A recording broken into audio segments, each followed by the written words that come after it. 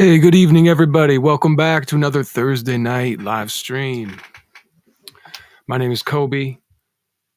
So nice to be back, and I have a special guest with me coming on here soon tonight, Mr. Morris Hayes. We'll tell you a little bit about him in a minute. But first, a few things. We got to go over some news here. So if you see in the chat, we got a new song coming out, June 7th. A new song dropping. It's called 10 to the Power. There's a pre-save link right here in the comments. It should be tagged there. Also, we got tour dates in June that you got to take a look at. Coming to Eugene, Oregon, June 1st. Madison, Wisconsin, June 12th. Winnetka Music Festival, June 14th. In Minneapolis, June 29th. Plus some European dates in July. Super excited about that. And of course, we always have to shout out our sponsors, which is you guys. Big shout out here to Virginia. Right off the bat tonight, Virginia says, "Happy Thursday, Cobi. I was going to ask for where we belong, but I got to have dopamine in my bloodstream." Yes, of course, you do. You must. So we will get to that. And we'll definitely be doing some song requests tonight, but I thought it'd be cool to change it up, do something a little different. It's usually just me on here playing through tunes, and that's all fun. But I wanted to bring in somebody else, change up the dynamic a little bit. And I've talked about Morris with you guys before many times on this live stream, these Thursday nights. Always in reference to when he came on Jimmy Fallon with me and graced the stage with me on Jimmy Fallon. So yeah, without further ado, I'll bring on Morris, Mr. Morris Hayes. Come on, Morris. What's up, brother? Hey, what's up, man? We hear you. Let's see. How you doing, Cobi? Can't hear you yet. Let's see. Can't hear you yet. So also, this is my first time bringing on a guest, so give us a minute to iron out the details. Morris, you got the settings there. Yeah. And you got the audio. You can hear me, right? Yes. Okay. Okay, let's see. Okay. AirPods, can everybody else hear Morris? I'm coming through AirPods. Can you guys gotta let me know? Can you guys hear Morris and I can't hear him? You guys can hear him. I can't hear him. Okay, ain't that some shit? Hold up. Danny can hear. Ray can hear. Let's try this. Yeah. There we go. Okay. I can hear you now. There we go. I can hear you now. Can you guys hear me still? Can you hear me? Can you hear me, Morris? I can hear you great. Okay, cool. I can hear you now too. So we're in business. Awesome. We're in business. Here we go. Welcome to the live stream, Morris. Thank you so much for taking the time out of your Thursday night. Hop on here with me and talk about music, talk about life, all that stuff. Yes, sir. Yeah. So where are you coming from tonight? Well, I was supposed to be on the road, but I ended up staying here in Minneapolis. I'm in Minneapolis. Oh, you're in the hometown. Yeah. Well, my hometown, not your hometown, but it's your hometown too. Honorary hometown for you. Honorary. I was here for 25 years. So I think that gives me a little bit. For sure. Only meant, but you were born in Arkansas, right? That's where you're from originally? Yes. Which town were you born in there? I was born in a city called Pine Bluff. It's about 40 minutes from Little Rock, south. Okay. So now I live about 30 minutes from Little Rock. Okay, I got to pause you there because our listeners are saying that you're echoing. Yeah, I hear that. Yeah. So maybe I take out my earpods and use this microphone in the. Try that, or let me try that.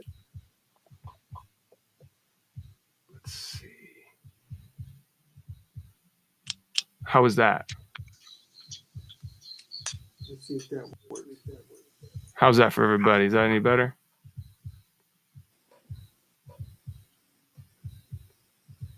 I wonder if the echo's on my end somehow. I'm pretty low tech on this thing. Is that better for you? The echo now that you took the earbuds out, or? I can still hear it. You can still hear it.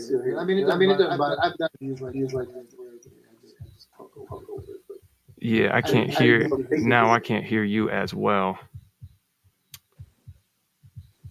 Let me see. If you can, you got settings there, right? Right underneath the video where it says settings. Yes, You got audio there when you go into settings. And then do you have like echo cancellation or anything on like that? The noise suppressor? Let me see what I have. It's got some trickery going on. Yeah, here. sorry everybody. So, sorry. Audio. No, it's okay. So, let's see if that works. That was actually engaged. That was engaged. Okay. Back on. And noise suppression. I mean, it sounds fine to me. I just don't know why it sounds funky to everybody else. Yeah, I hear the delay though. Oh, you hear it coming back to you? Yeah, but it does have echo cancellation. Yeah, you could try that. I don't know. Let's see if it's here.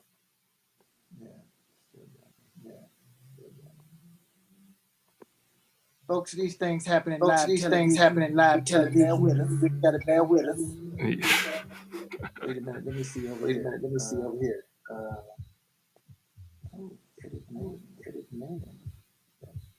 People are saying they could hear you better when you had your ear pods in, I think, even though it was echoing. They said I think they could hear you better. I got them back in now. Yeah, okay. Let me just make sure. Yeah, sorry. Once again, sorry, everybody. Audio problems. Yeah. This is my first time bringing on a guest like this, so.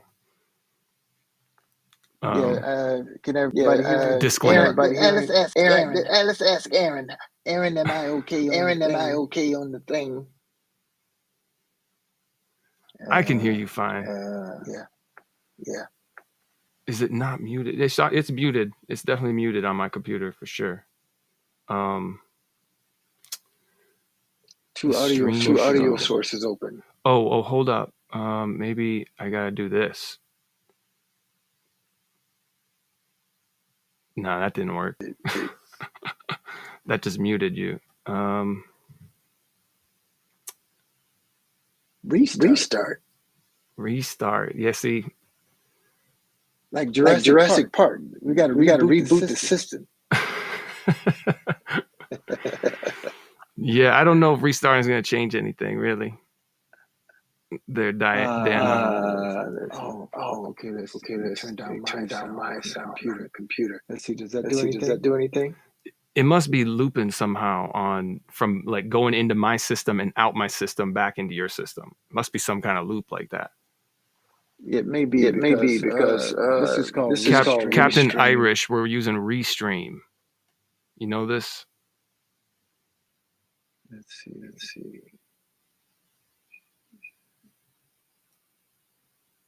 Is your speakers are on or they're off? And now I can't hear you. So okay, I'm hearing inside of my earphones. Yeah. Oh, yeah. So you don't have any speakers. So there's no feedback. They're in my ears. Yeah, exactly. No speakers though, just headphones, right? Yeah, no speakers. Yeah. Same. Okay.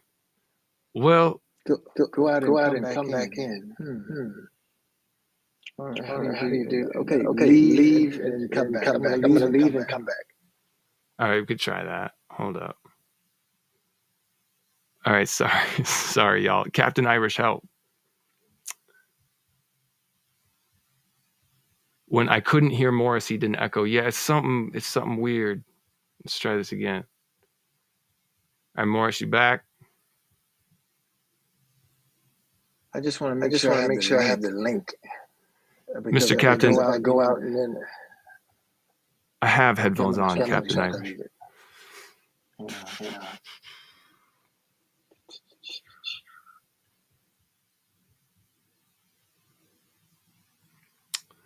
Sorry, everybody. We'll work it out, or we won't.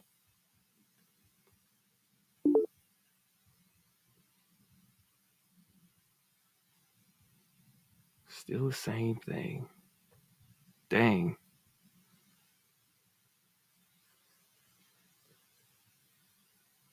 Let's see. He's back here. All right, we're back. I think we're in the same place as we were.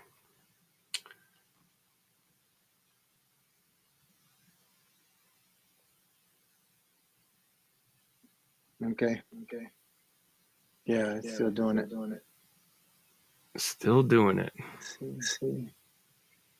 And I'm using my iPad. Oh, you're on your iPad. Okay. Yeah. And Safari. Somebody's suggesting you don't have YouTube open then, do you? Let's check and see.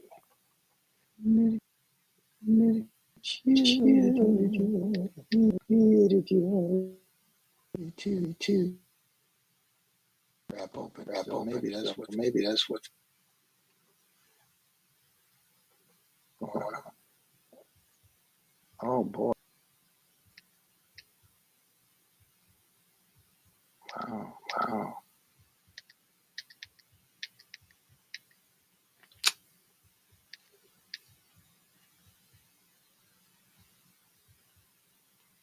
Okay. There's like 30 up. This is bananas.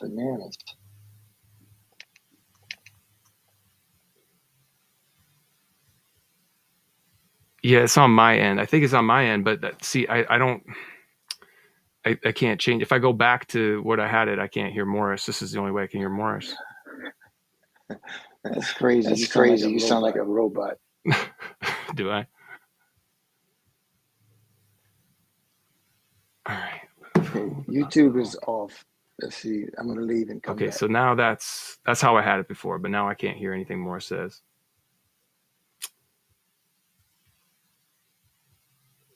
Shit, y'all. Sorry. I didn't expect this to be to go down like this.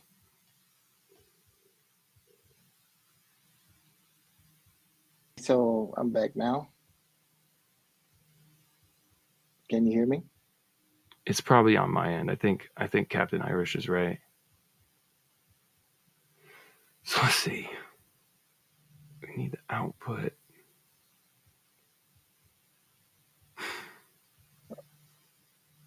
We're here for it. For technical difficulties. Oh, it sounds perfect now, she said. They're saying it's perfect. Weird. It's not making sense. Oh, sounds good. Are you there? I can hear you now. So they were saying they could hear me. Oh, it sounds fine now, it says. Then it started to echo again. Oh. So whatever you did, undo it. Well, then I can't hear you, though. Okay. But I can hear you now. Is it echoing now? Now echo. Now it echoes back. But before it wasn't. Yeah, because it's hard to explain. I have a couple different interfaces, right? So when I switch between them, so now I can't hear you, but I see. Now you sound fine to everybody else. But I can't hear a word you're saying. Well, everybody just, you know what? A double Morris is a good thing. Shoot. So don't worry about it. Just take the double Morris and just take it. Yeah. Nah, see, this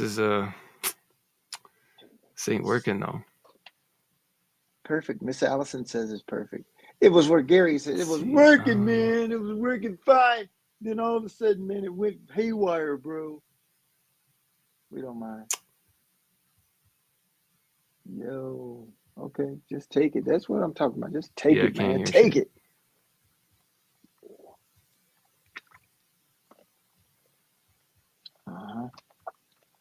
Find the second source, Captain Irish. Captain Irish. Find the second source. I got to go back to just I got to go back to the echo because I can't hear Morris. It's the only way. See, I'm reading all the comments. You might as well. I'm here for the comments. That's fine. Awesome. That's fine. That's why you're here anyway, just to talk to these people. Anyway, is it bad? Is the echo bad for everybody? Is it like really bad? See, because I can't hear an echo. They said they can take it. We can take it. I think we're gonna have to. Rock and roll. This is a lesson. This is a lesson for me. I'm sorry, learning the hard way sometimes. Anyway, everybody, thanks for giving Morris a warm welcome. Morris, there was so many cool things that because I think everybody on here knows that I'm a serious Prince fan. He's like probably one of my all-time favorite artists.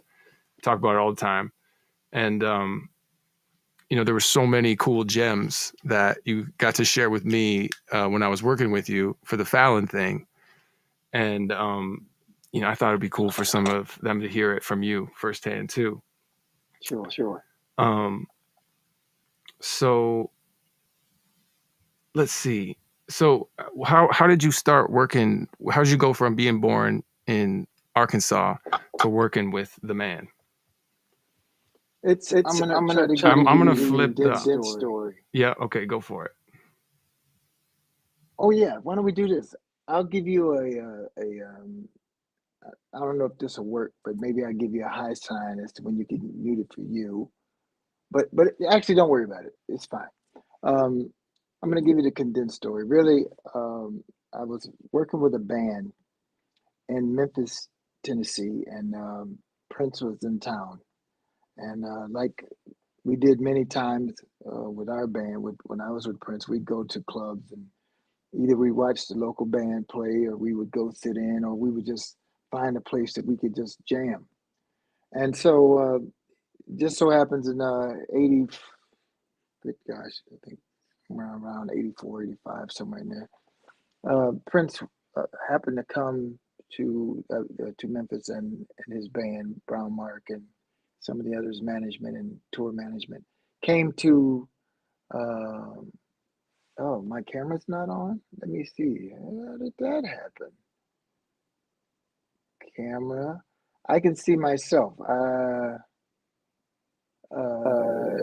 I also think I think I found a way around this echo. I'll just mute my end. Maybe. Did that help everybody? Okay. I was muting there. Did that help? Anyway. So they're saying, but your camera's not on. We can't see you now. I can see me. Can you see me, Cobi? I can't. Oh wow. Yeah, I can't see you. Because I can see myself, and my camera icon is lit. So let me turn it off, and then back on. I just turn it back on. Yeah, it's not. Yeah, you're black. You're blank. Blank screen. Wow. Oh man. You can tell the Lord wants me to be in the dark. All right, Captain Irish comes on and here we got a super chat from Captain Irish. He says, "Next time I can test audio with you and figure it out. Wish I could see your screen. Much love, brother." Thanks, Captain Irish. Appreciate the super chat there, bro. I see it on the screen myself, but it's on, just like the mic is on. But you guys don't see me. No, I don't see you. We saw you before. Yeah, that's weird. Let me go out and come back. Yeah, go out and come back. Yeah. It sounds good now, everybody says. Oh, that's good. Oh, boy. Well, shit. I'm glad you guys are patient. All right. Okay. You're still blank. Dang. What does it say? What does it say in your camera setting? What does it say in the settings under camera? Okay, let's see. Front camera. Video input. Let's see. So it's video, front camera. And then it says high definition. Let me switch definition. And see if that helps. And then it says mirror camera. Okay, yeah, so just wherever that input is, that's probably the important thing. Yeah, it's set to it's set front to front camera It's right camera set now. right to, now. and it's just blank. That's so That's so bananas. bananas. Let me Let me switch it to switch it to back back camera camera Okay, just okay, for okay. for giggles. giggles. Let's see. Let's see. Let's see. Let's see Back back camera. camera. There, I see There's some that. water. Okay, Okay, We can well, see hey. that. Okay, well, I'm okay. gonna Well, I'm gonna switch it switch it around around to to CNN. CNN. Let's see. Let's see. Let me Let me adjust You got this CNN in voice the for you. background. Can you see Can me you see now? me now? I can see you. Now can you read people's comments now though? I can't I read can't read comments because comments this is because the this is back the of back of the the iPad. iPad. Okay. Well, Am at I least in we're in frame? business. We're in show business now. Yeah. Yeah. Am I in Am I in frame? frame? Yes, we're in business. You're in Okay. frame. All right. We're in the I'll we're in go the back show to business my now. story. All right, back to the Okay. story. All right, here we go. So Here we go. long story short, after the After the band band finished finished playing, playing, they they came came down down and and said to the said to the group, group, "We see a "We lot see of a lot people of playing people our playing our music, music and they and they butcher it, butcher it, but you but you guys sound guys like sound like us." us." Uh-huh. And And so that so was a that was real a high real high compliment. compliment. And And you you exchange exchange numbers. numbers. We We eventually eventually came to came to Minnesota to Minnesota do a to do a demo with demo with Brown Brown Mark, Mark, the the bass bass player of the player of the Revolution. Revolution. Okay. And that That caused caused myself and the myself and lead the singer lead of my singer of my band band to to eventually eventually get get called called for an for an audition for audition for Maserati. Maserati. And And about about 88, 88, Maserati. yeah, Maserati was a group that Brown Mark Brown Mark had. had. They had a They had a song called song called 100 Miles 100 an Miles an Hour Hour Okay. that that Prince wrote Prince and was wrote and on was on MTV. MTV. And it was And it pretty was pretty dope. dope. And so And so we we came to came to join that join that band. band.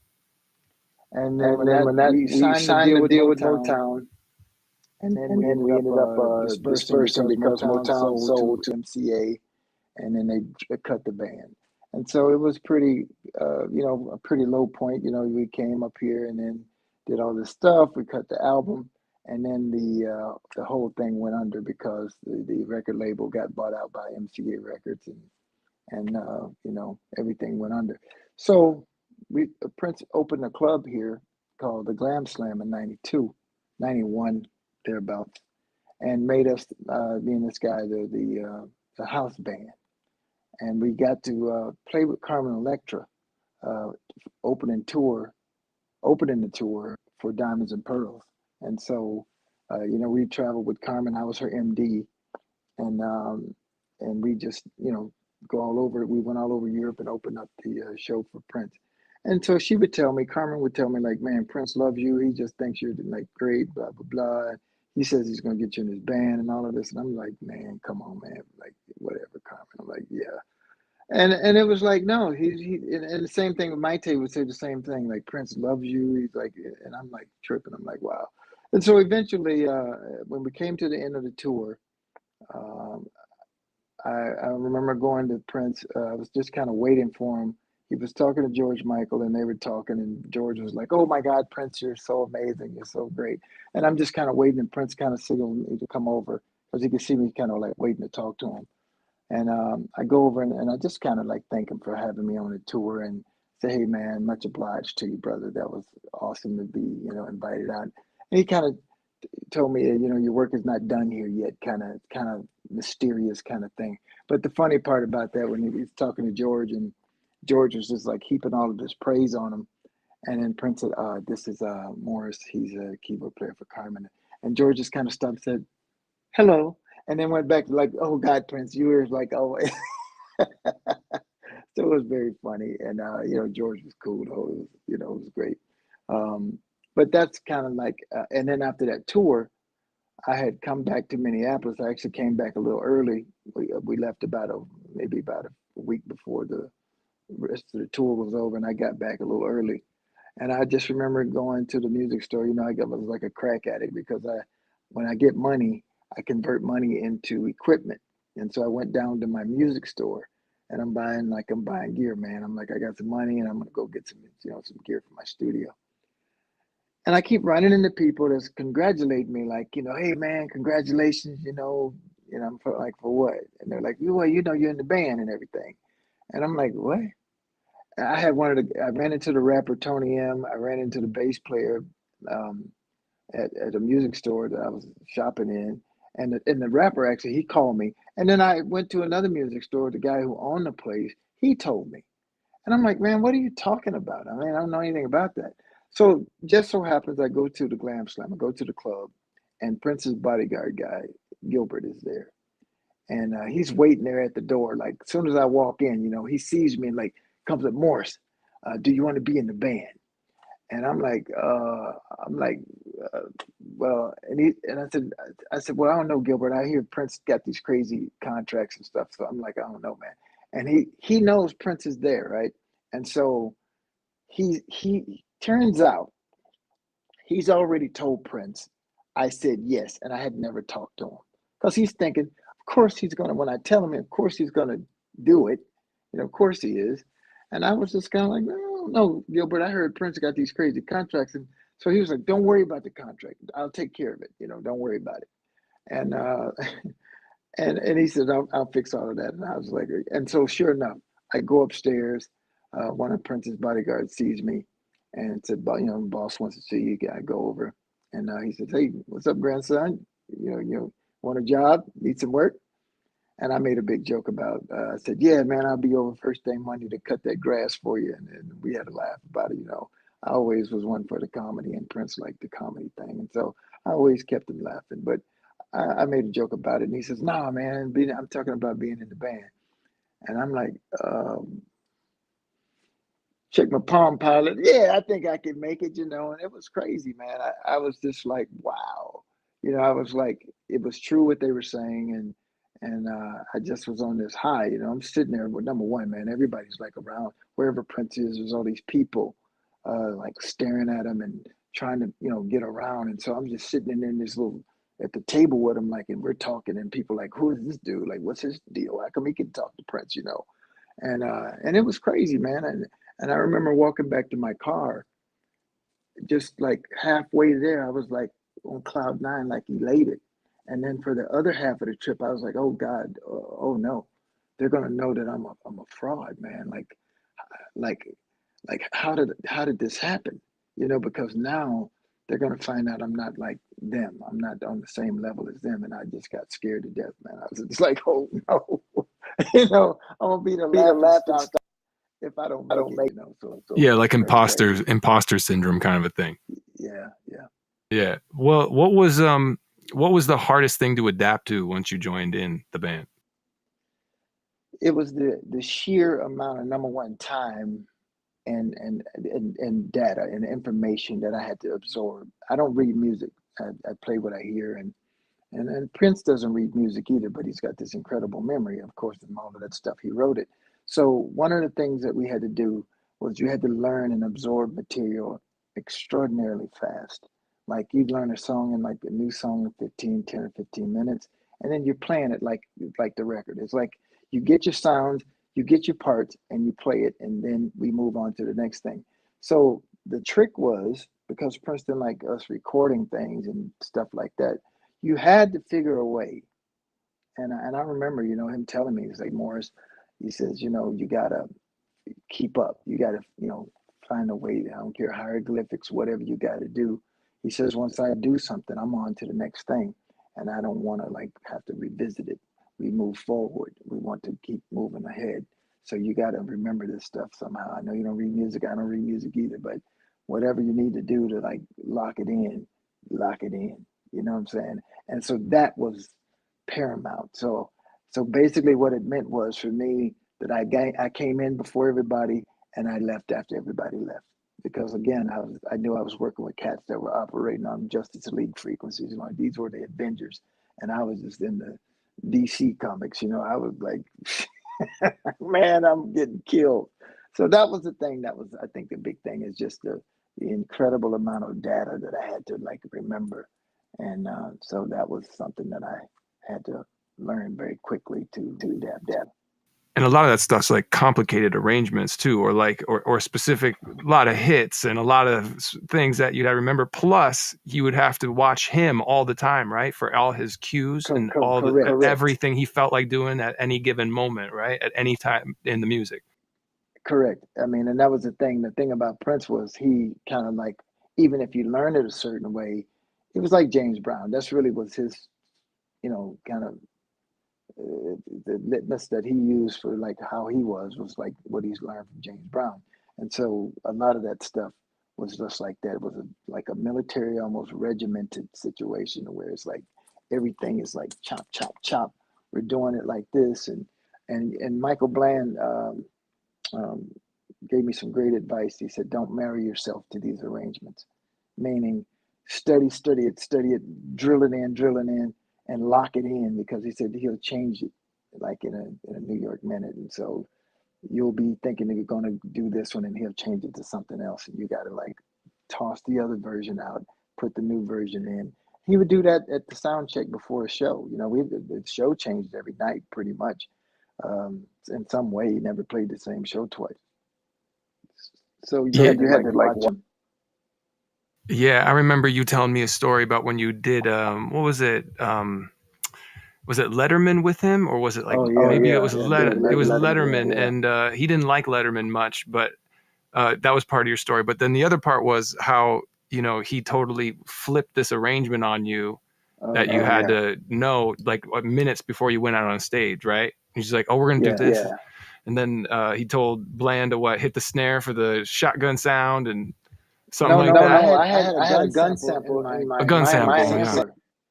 Yeah, I had um, I had all these samples. Like the whole thing with that technology, even as it came up, was like I was kind of feeling myself, man, and I kind of like thought I was real techie and I was into equipment and gear, like I was saying, and my sampler was bananas. I had a Roland um, like S760, like a 770, which is like an $8,000 sampler back then. This thing was crazy. It was a top sampler in its field, and I had it, and I wasn't playing with Prince. And Prince had some Emax thing that didn't even sample at like 44.1 or 48,000 kilohertz. It didn't sample at that, which is like CD and video quality. This thing was like 39.7, something weird offset. And I just kind of was like, yeah, Prince, your stuff sucks, man. You should get, I said, your gear is not there, man, and you're Prince. And he said, well, fix it. And then I go to the production guy and say, hey, man, Prince told me to like upgrade the gear. So we go out and buy all of the same stuff that basically I was using. And when Prince saw what it could do, and I was kind of like, my chest was sticking out, like, yeah, see, I got the bomb stuff. And he's like, oh, really? Okay. Oh, well, cool. Then you can do this and do that and do this. And then I was like, oh, but yeah, but wait. And it was like, oh, wow. So then he just piled on the work for you. Then it was just Yeah. like, He was like, oh, yeah, genius. Then we can do all kind of stuff then. So put this in and do this and do that. And it was like, oh, Jesus, I really did it for myself on this one. But it caused me to up my game. But standing outside the door, he told me, he said, you know what, man, I don't want to shake David Letterman's hand. He's funny style, and I don't really like him. And so um, he said, we're going to cut the second verse. I want to shorten this up. We're going to cut the second verse, go straight to the bridge. And then when I get to the end, I'm going to do this, put my hand up to my head, and I'm going to do this, and then you shoot the sample. So I had to like in a 2-minute window between the segment that went off and when they bring us on, there's like 2 minutes of commercials. I had to load a sample on the top end of the keyboard, just like make a blank key at the top of the keyboard where there's no sound, but then I can put that sample up at the top. And then when he does like this, then I go pow, and then we had a bodyguard named Big Coco, and Big Coco he said Coco's going to grab me and drag me off of the stage, and I'm like, okay. And then he said, yeah, so take that second verse out and then go to the bridge, no mistakes. And so I'm like going, there's a bunch of vocal samples. No mistakes. And I'm no mistakes. He was like, yeah. And he says, just do this ABC 1 2 3, no mistakes. Yeah, man. And I'm sitting there like, okay. I'm thinking like I got to skip a big swath of samples that I got to trigger. And I'm thinking like, where's the gap? Because I'm like walking them one to the other, and there's now a big gap of like 6, 7 samples that I'm not going to play.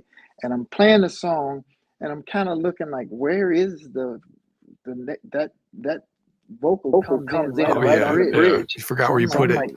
I'm like, where? Okay, 1 2 3, and I'm playing and thinking like, I'm like, which one is it? It was like door number one, door number two, door number three. And I'm looking at it and I'm just like, fuck it. Smash all of them at the same time. Oh no, that's a good trip to the house. Don't smash them all at the same time. Can't have that.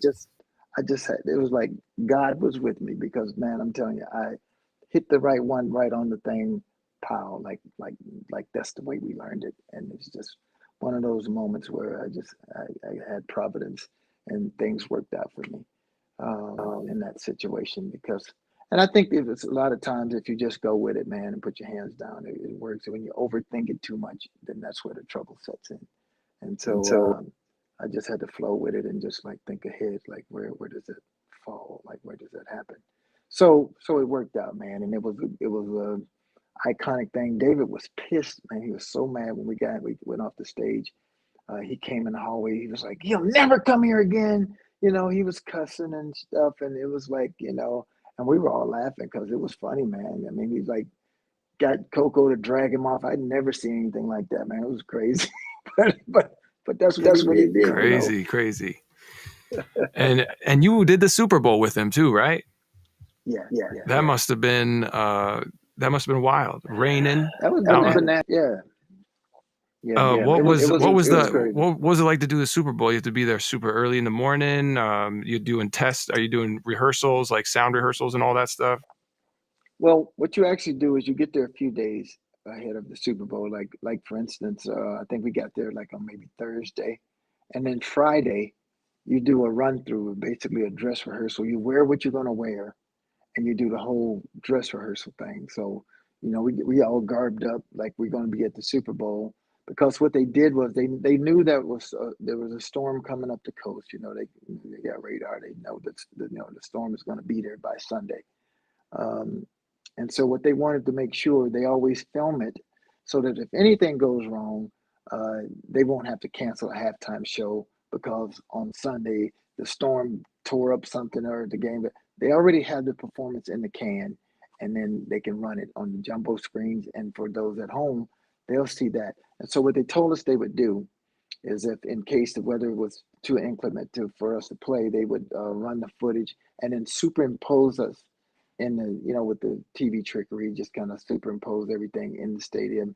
Just like at the beginning of the show, there was not four lightning bolts that just happened to hit when we did the first thing. That was just special effects that they put in with the lightning. And so they could have superimposed us on the field. And then what the fans at the game would have seen would have been the jumbotrons with the video on it. They would have seen what the audience at home was seeing.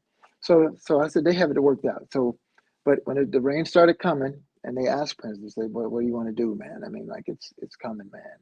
And Prince was like, can you make it rain harder? Let's rock and roll. Let's go. And I just told the guys, I see, I'm MD, I to make sure everything comes off. Our keyboards are lit and all our stuff. And generally stuff will work in the rain. It's just when you turn it off is when you have problems.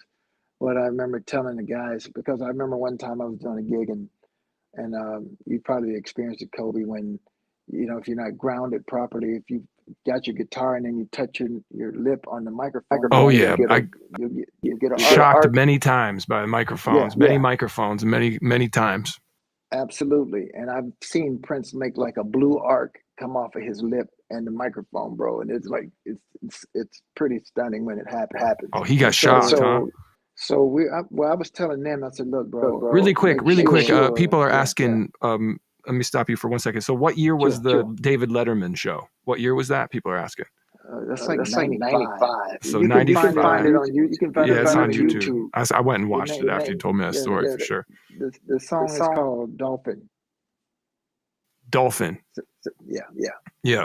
And then what year was the Super Bowl again? That was 2007. Yeah.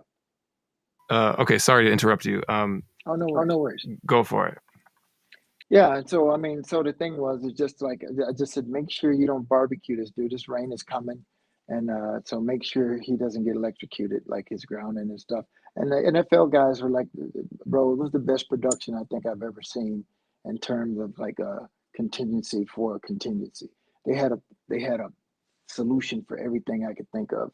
They already had it worked out. I mean, this is the biggest game in of the year. Super Bowl is a big event. These guys had everything sorted, so it was cool. And then it rained. And you can't beat Purple Rain in the rain, bro. That's why, all of the years, I always think somebody's going to take us out.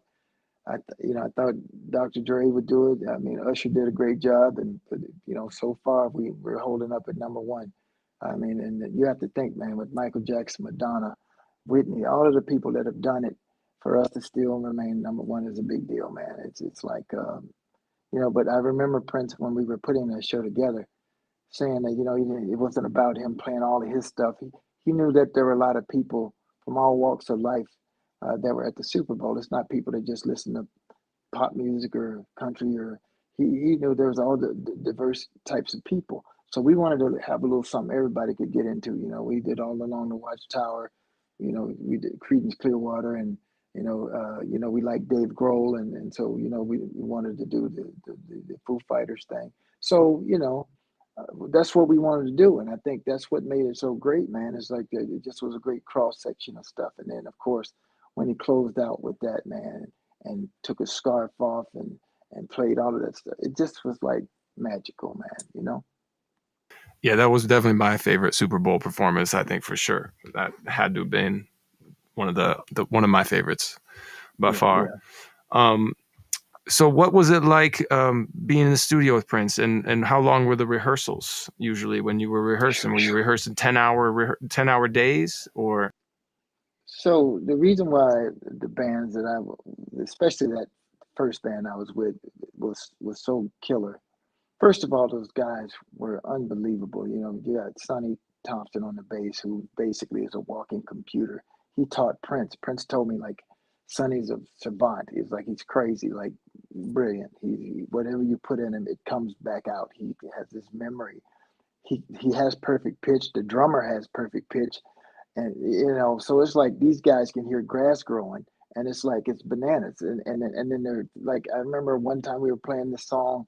We had a 5-piece horn section and with 2 trumpets, and one of them hit like a note that was like kind of weird, a little dog note. And when we got finished, Sonny, the bass player, said, "Hey, Steve, you hit a B natural. That should have been a B flat. You hit a B natural there." And Steve was like, "Yeah, yeah, oh yeah, I know. I just kind of flubbed it." And I'm like, "Wait a minute. We had 2 trumpeters. How did you know Steve did it?" And I was like, "I'm way over my head, bro. I'm like way out of my pay grade. Like these dudes are like computers. It's like stupid now." And wait, man. I'm like, this is crazy. So rehearsals would be like going to McDonald's and punching a clock. We come in like 10 in the morning. We out, 10 to 8, kinda. You can go way later, depending on how Prince is feeling. We will go way past 10. You come in at 10 and you go out like at midnight, or you could go out at whatever it is. And we did it every day, whether Prince showed up or not. He let me take over, or whomever, Levi or whoever was at the time, take over, and they just run the rehearsal. And we keep going through our stuff while he doing business. He on the phone with the record label, whatever, whoever, or out of town. And then when he's out of town, he tell me like, "Morris, I want a video. Run the set. Send me the video every day." I had to send the video to wherever he was on the plane, like it was called counter to counter, basically.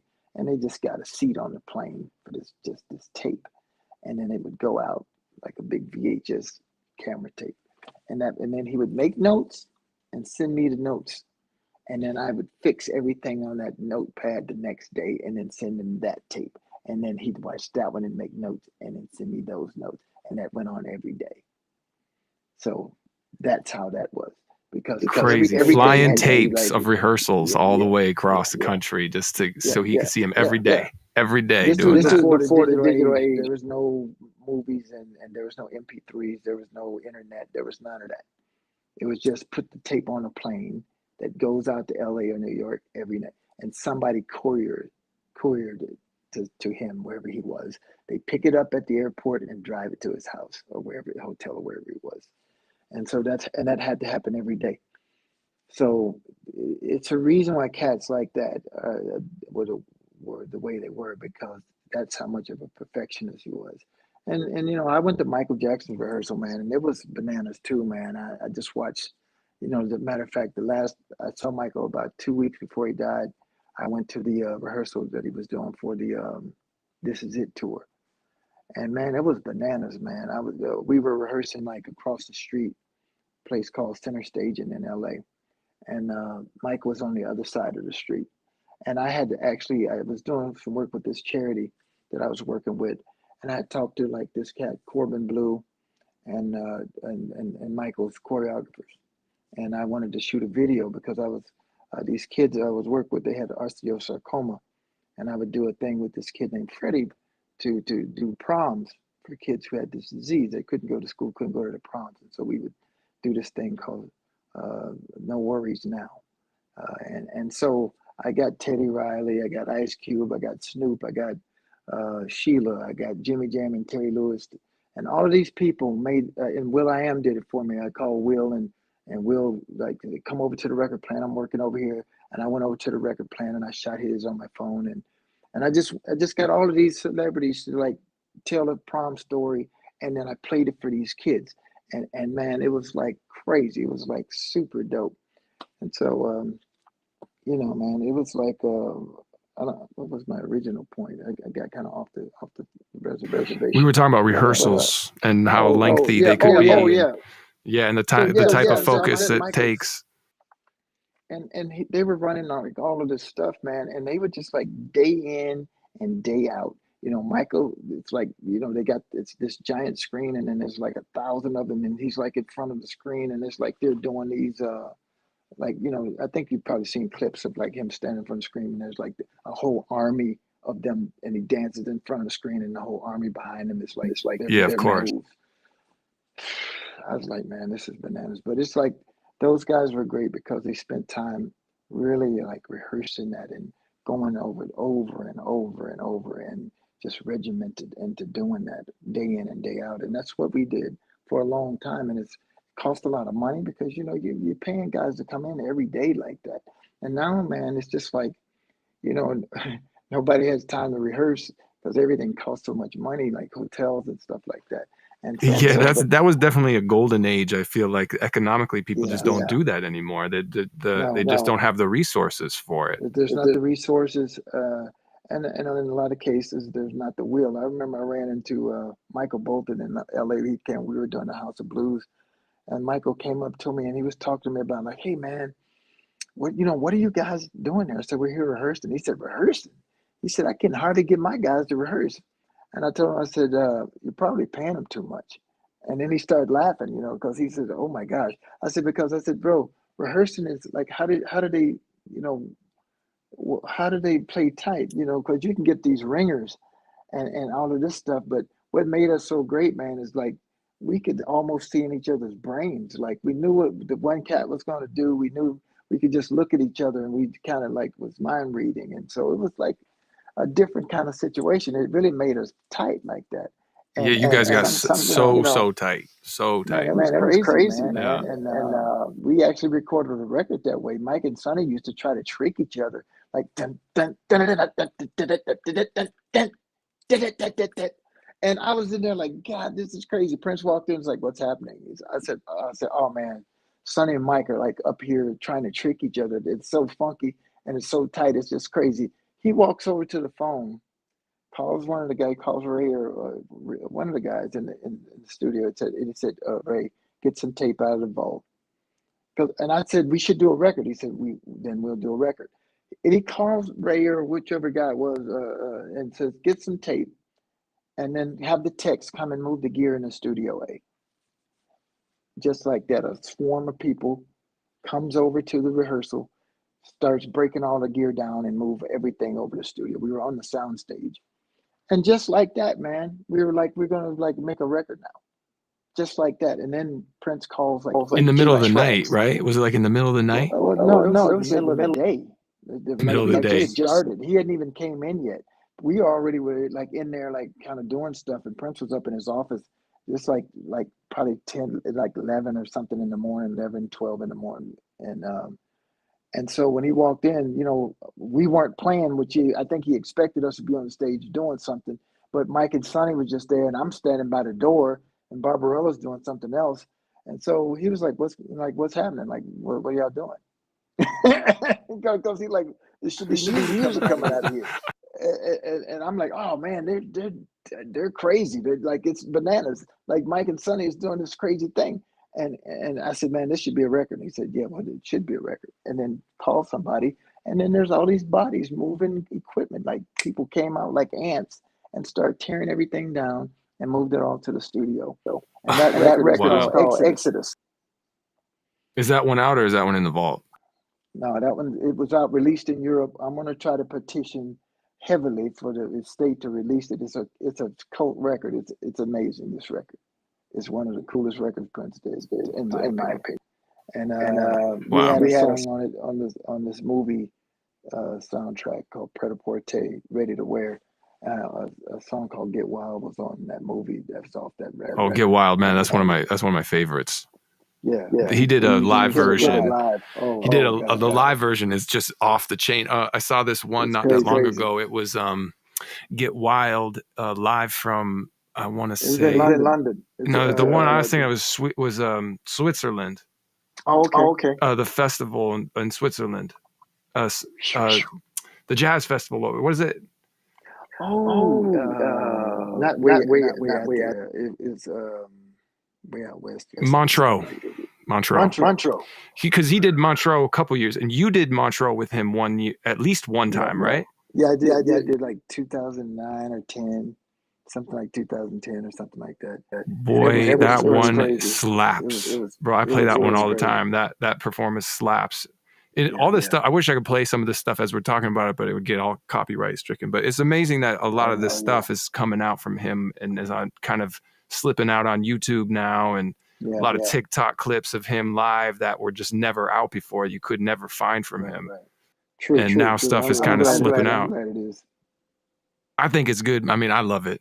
I love that it is. And I told him after we did Coachella, man, I mean, I remember sitting in the car with him, and after we did the song Creep, Radiohead, and it was just a smash. I mean, like, Coachella's a bunch of young kids, man, and a lot of them, I don't even know how hip they were to Prince,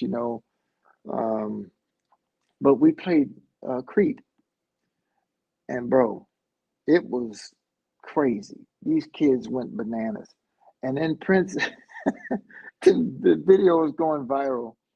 And Prince had it taken down, and Tom York got really pissed off because I remember when that got taken down right after it was put up. He made him pull it, and Tom was livid. He was like, "What the fuck? Like, this is my song. You don't tell them that this. You can't tell them this is my song." And Tom was like, "Well, then okay. If Prince wants to pull my stuff down, then I'm going to record the whole Purple Rain album, and I'm going to put that out, and then have them put it up on YouTube." And I was like, "Oh, he actually did it." No, he didn't actually do it, but that's what he said he was going to do. He said he was going to record a Prince record and the whole thing, and then he was going to put it up on YouTube. That would have been some good revenge. I was like, oh my God, that's good. I said, this just got good. But I remember talking to Prince in the car because he said, I took it down. I said, why? Why'd you take it down? He says, because, man, YouTube trying to get their money off of me. And I said, Prince, what do you normally do? I said, you make a deal with everybody, right? I said, do you ever get a deal that you don't like? And he says, well, not really. I said, well, then, okay, so go make a deal with YouTube that you just like one of these grandfather deals that you do where you grandfather you in, like you did with, what's the people count the record sales. They were telling him, like, you can't sell your album in with SoundScan. You talking about SoundScan? Yeah. He said, you can't do that. You can't sell your record and count that as a sale in your ticket. And Prince like, sure I can. I'm doing it right now. And who died and left you the counter person for all of this? Yeah, I remember that musicology tour, right? That was the musicology tour. Yeah. And he just told me, he said, Morris, I'm going to tell you, he saw me standing in my yard. I was playing with Maceo at the time. And I was not playing with Prince like for a little, like 2-3 year span right in the middle. And he saw me in my yard because he built me a house across the street from his. So when he was driving his driveway, I was standing outside and he saw me. And then instead of turning like into his driveway, he corrected. He almost overcorrected and ran in his ditch. But he corrected and then came around and drove into the development and came around and told me to hop in. And then he drove me over to his house, which honestly, I can count on one hand the amount of times I'd been in Prince's house. like maybe 3 times in my whole 20-something years. Oh With wow! him. So you didn't go to his crib all that often. That was like a kind of a special Not moment. often, not often at all. But I mean, he saw me and then he just picked me up and drove me over there, and he just remodeled the place. And so, and it was cool because the other times I'd been in, it was like if you went in there, it's this dope house, but you never would have known it was Prince's house. It was like it was just very clinically white and a lot of other stuff, just really nice things, but it wasn't like Prince. But then when I came this time, it looked like a Prince house. He got carpets with his symbol in it, and they're all cool colors, and the paint on the walls are all like it looked like Prince lived there. All right. And then he starts telling me about it because this is also around the time he had got inducted into the Hall of Fame in 2004. And so I told him I'd seen that on television, and I said, Prince, I said, I've seen you do a lot of solos, man, but that shit was bananas what you did on the Rock and Roll Hall of Fame. I said, bro, I my coif parvu. I take my hat I off. remember I saw that live too. It was bananas. And I said, man, he said, you know what I did? And he talks like this way, going to be, kind of cheeky. He said, you know what I did? I went half gas on him at the rehearsal. And then for the show, I let him have it. and I was like, yeah, you let him have it, bro. Tom Petty was pissed. I think he was like, look, he was not happy. Oh, he told me, he said, next time you go back, look at the video, look at Tom's face when I fell down into the crowd. Look at his face. And I went back and looked at it, and Tom had that, you bastard, look like, oh, what a ham. Yeah, It was Tom so was like, funny, yeah, he just stole the moment. That was great. Tom couldn't handle it, man. He was 38 hot, man. Like, what a little purple ham. That's what he was thinking. Because I saw his face. When I went back and looked at it, I could totally see what Prince was talking about. Like, he was not feeling it, man. But George's kid was like, but he was back there. I thought he was going to need a new pamper, man. When he was back there, he was like,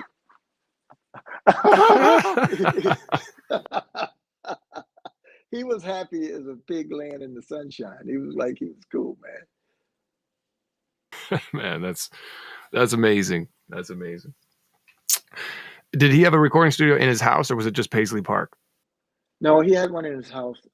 He had a vault in his house. He had a studio in the house, but he did some stuff out of there. But was it a bit more modest than his Paisley studio?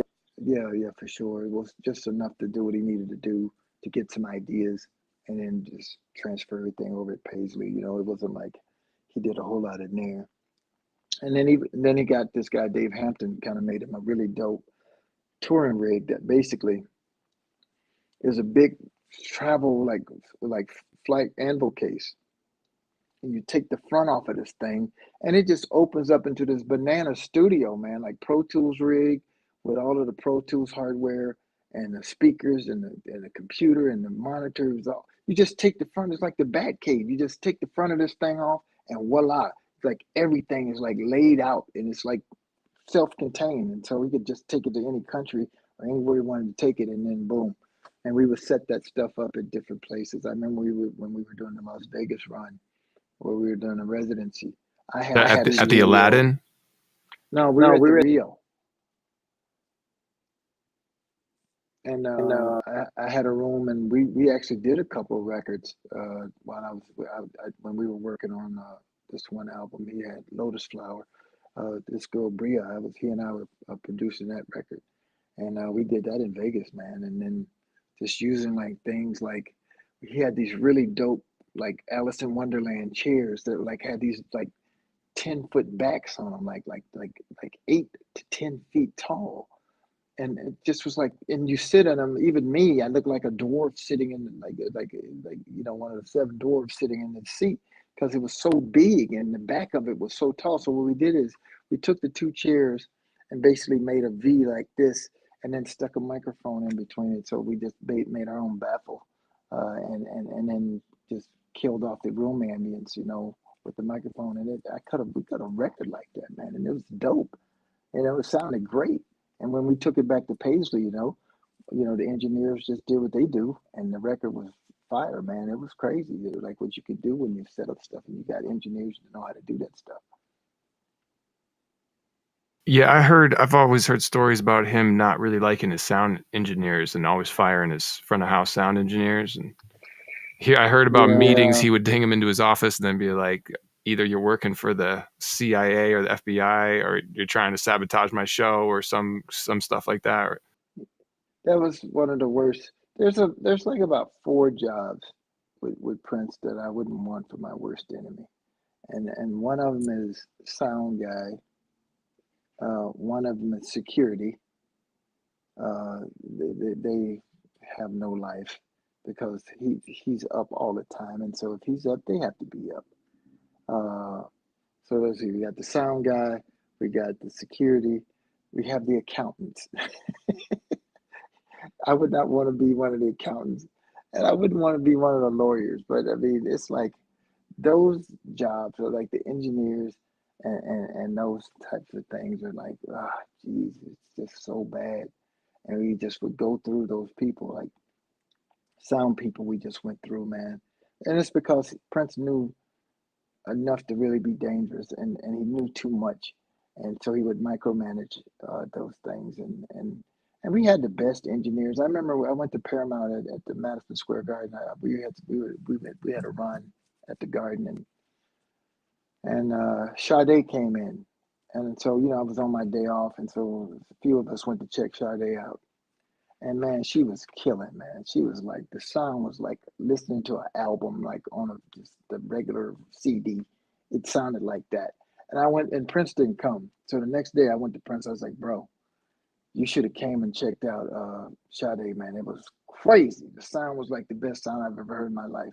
He said, did you get his number?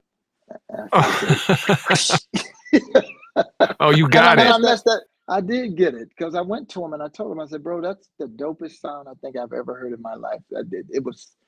There was not a one feedback anywhere. It was so pristine. Everything had its space. It was like magic. And I was just like, oh my God, this is incredible. And I just told Prince, I said, Prince is the best sound I think I've ever heard in my life. It was incredible. Sade's voice was like cut through. Everything was just like pie. It was Wow. and man, and I ruined that guy. I messed him up because I got it. I said, bro, that was spectacular. I said, I've heard a lot of sound that was incredible. That was sublime. And so And what ended up I being said, his let me fate? get your number. His fate was he joined us. He left. Prince made him an offer. He left Sade, and then He I swiped hired her him. sound, man. Yeah. And then Prince wanted him to like invent a sound system and all this. And the dude was like, I don't do all of that, man. And it just like all the rest of them, it always starts out cool and then it ends badly. We've had the Oh best man. sound people in the game because we'll hear somebody and we like, yeah, this guy's good. But then Prince will get involved and then he'll push him out the way and then he'll do it. And it's like, bro, uh, we had Rihanna's guy toward the end, like when I was leaving in 2012. And it was really funny because he's a big brother, man. And, it was a difference between the brothers and the white dudes that would work with us. A lot of white dudes were scared of Prince. They just like wouldn't say nothing. This big brother looked like a big monster. He was just like a big old dude. Prince looked like he was about that big next to this dude. And Prince, he don't care. He move him out the way, get out of the way. I got it, and I'm doing it. And then, man, we spent about 3 hours sound checking and tweaking, and Prince doing this. And then while he was on the stage, and then Prince would come off the stage for another hour or two and do that. And then I remember that dude, after going through all of this stuff for about 4 hours, seemed like, then he said to Prince, he said, so he looked at the console and said, so, okay, so we're back at the place where we started. Now we're back to square one after all of that. And man, Prince was hot. He was like, did I ask you? Like, did I ask you? Oh And man. then So he Prince was talked back to like, him. So he was like, after oh all yeah, that, yeah, now yeah, we're just yeah. back to Oh square man, one. man. He told him. He said, yeah. He said, so okay, so we're back to square one now, where we started after about 4 hours, man. And man, Prince was hot. He was like, but the dude was not to be trifled with. And he got fired after that, like not long after that, because something went down with the sound, and it was crazy, man. That's actually why I left it. Is because Prince was like, brought me into, like, we were in Chicago. It was my last arena show was in Chicago. My last time playing with him was in like Los Angeles, but after that, but that show was at like the United Center where the Bulls play basketball, and the sound was atrocious. It's like Prince had them Oh right, yeah, I like bet. right behind the board because he didn't want them on stage, and he put them behind the sound guy. So all the Behind the 12 sound guy. horns, That's wild. yeah, yeah. And I mean, I'm like out about 100 feet away from the stage. I have about a 40, 45, 60 millisecond delay between the music and what I'm seeing on stage. So if I'm And you watching didn't the have drummer, any in-ears yeah, for I had this? in-ears, but the problem is you have one of two problems. And I had Questlove ask me this one night. He said, Morris, how are you doing this? He said there's a 45 millisecond delay between what I'm seeing on the stage and what you're playing. How are you doing this? And I was like, bro, I don't even know. It's bananas. Because either I had to play without the in-ears and listen to the sound system like the people were listening to it, and then play off so that it matched, so that I'm hearing what the people are hearing. Or if I'm playing with the in-ears, don't look at the drummer. Because if I looked at Blackwell, then I'm messing up because where his drums are hitting is like off time from where the sound actually hits me. So you're So watching so him play, and it's totally if not I'm in time. watching him, it's like watching like one of the Chinese karate movies. It's like, come in. It's like it was off. Like you can't watch him and play in time because you're going to be off. So I just had to either take my ears out and listen to the PA system that everybody else is hearing, but then I had to play like A bit 60 ahead. milliseconds. Yeah, I had to play off a bit so that Oh, because there's a that's delay. challenging. That's challenging. It For was those, crazy, man. so everybody, he's talking about like when you're in those big venues, like big arenas or stadiums or whatever, the echo and the delay is just crazy for the performer because you'll sing it into the microphone and you hear it like, I don't know, what feels like seconds later. So yeah, that's like you challenging. say. Basically, that's what you're hearing now with this is how it is in one of those arenas. That's the slapback effect that happens is you say it and then you hear yourself afterwards without even a delay effect being put on it. That's just time over space in the room. So And the it was reason it why is was because crazy. sound doesn't travel that fast. For people who are wondering, sound doesn't travel that fast, so it's the sound actually travels pretty slow in comparison to like light, for example. Right, absolutely. That's a very good example because the light is 186,000 miles a second, and sound like if you've ever been to an air show. I remember seeing an air show in Chicago. It was crazy because they had a couple of supersonic jets. If you have like an F-14 or any of those that come by, you'll see the plane, and they would fly this thing over Lake Michigan. Like when I lived in Chicago, it's like I go to the air show every year. You'd see the plane go like it just go by, and then all of a sudden the sonic boom happens like seems like a couple seconds after the sound comes after the plane. The plane goes, and then Yeah, you like hear way behind it. it was that's how on a much smaller scale. That's how it is in a big arena. That's why I thought it was so weird playing at places like that, and why you have to have sound check at every place because every venue is different. Every venue has the characteristics of the room determine how the sound is, and that's why it's important to have sound people that understand dynamics like the changing things in the room, what absorbs the sound, if it's got good sound baffling, and if it's like a lot of reflections, like floors, wood or carpet, or all of those things make a difference in how sound is absorbed. Like the low frequency will go into carpeting and go into things and absorb when there's people there versus when there's not people there. It's like the people absorb bass, they absorb a lot of the high frequencies, so that'll like go into them. So it's like all of those types of things, but it's interesting, it's just part of the deal. So nowadays they'll have people go in and totally like scan rooms for all the different frequencies and stuff, right? For like beforehand, so they know where all the buildups are and where they need to point the speakers and the exact science of it all, right? Yeah, it's much different now because like in my studio, man, I had the guys from 3M came to my house and they gave me this incredible stuff, this stencilate. But what they did was they brought a binaural head and just put it in the middle of my studio, and then they played like with some really great speakers. They played some sound, and then the binaural head would record the reflection. It had microphones all over it, and it would take reflections from every direction. And then it's like this piece of software. This dude told me the software was like $15,000 just for the software creation. And what it did was analyze all the frequencies, the reflections, the speed of it, so they know where to put the bass traps and all of that kind of stuff. And he told me this room is about. It said it's better than Paisley. He said it's perfect, the design of it. And I had like a wall, like my ceilings were like 13 feet in my basement. And I had a 2 foot space in the back that was about 2 feet and the stencilate in it. And then that 2 feet of air, just air between the fabric and that stuff, the sound protection stuff. And that all of that stuff is like crazy. So when you go to these venues, like, Cobi, you'll go to one place, the club will be cozy and the sound will be just like bananas. Like here in Minneapolis, we got a place called the Dakota. And it's one of the best venues around for like the jazz vibe because the way the room was designed, all the jazz people love to come here and play that room because the acoustics in there are bananas. It's like, it's great. And everybody likes it because of the way the sound is. And you have rooms like that we all love to go play because it's like, it always sounds great in this room. The monitors are good. It's not reflections and crazy, So Yeah, and when the sound is good, you perform much better.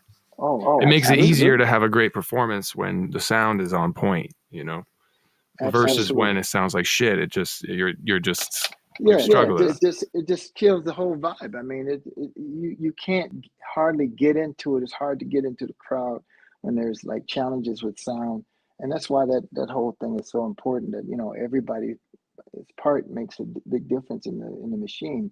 All the cogs have to work in order for everything to come off like that.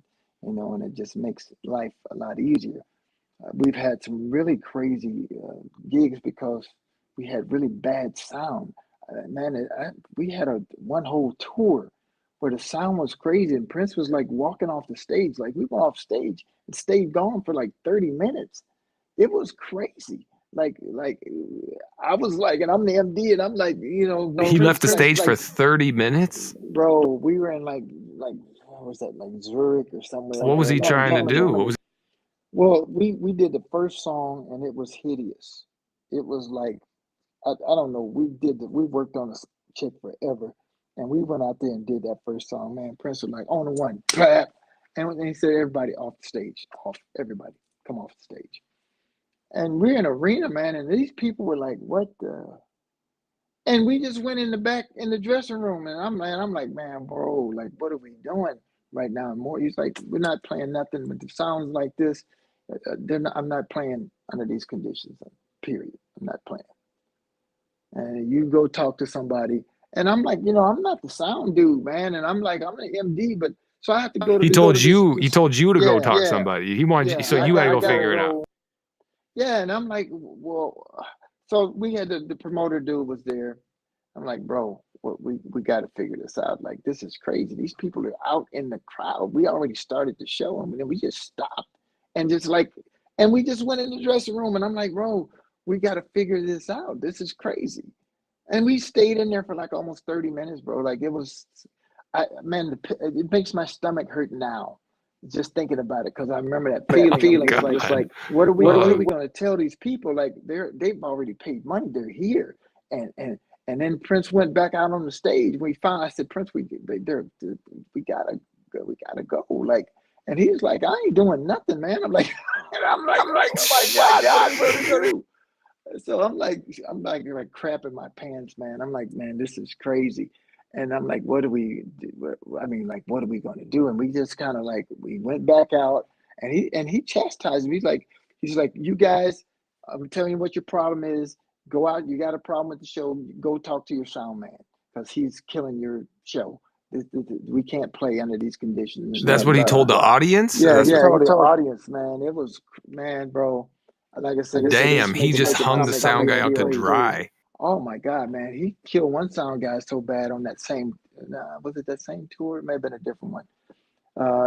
We were doing an outdoor festival, and he just tore into him. And that sound dude was from like France, which a note to anybody that if you got people working from France, those aren't the ones you really want to go into. They'll strike on your ass and be like, I'm out. And that dude quit. On the spot. On the spot. I remember you had a story. You told me about one of his guitar techs trying to sabotage him one time. That was the worst, man. It was crazy. Where was that? That was in Wembley Arena. And, Wembley Arena, and he has a yeah, guitar not tech not that the tries to stadium, but the sabotage the arena. show. Yeah. Go on, Morris. Tell. He had been having some problems. This dude, Fred, that's his name. He had been having some problems with Fred the whole tour, man. It's just like this back and forth thing with them, and it was just this energy. Fred knew this was like one of the last shows that we were doing, one of the last. And Fred knew that he was done. He knew that he was going to get fired after it's over and it's done. So he was going to like leave with a little parting salvo, right? He's going to give Prince a guitar that's way out of tune. And it was happens to be in a section of the show where Prince does a solo guitar thing for like about 5 or 10 minutes by himself. And, you know, we just kind of like sit and chill, and the spotlight goes on the Prince in center stage. There's 10 or 12,000 people here, man. And he does this thing where he just kind of stands there and he kind of goes through a few of his songs on his guitar thing alone. Fred gives him this guitar, man. Like he's out in the middle of the stage, he gets this guitar. And, you know, and he's used to when you get a guitar, it's already in tune, it's ready to go. He turns this thing on and just goes hit that first chord, and it's like El Capone. Bang! And it's like long sound at a funeral. And Man, so but how like, did he did something magical with that, right? Yeah, so dig it. So he hits that chord, and it's fucked, man. It's messed up.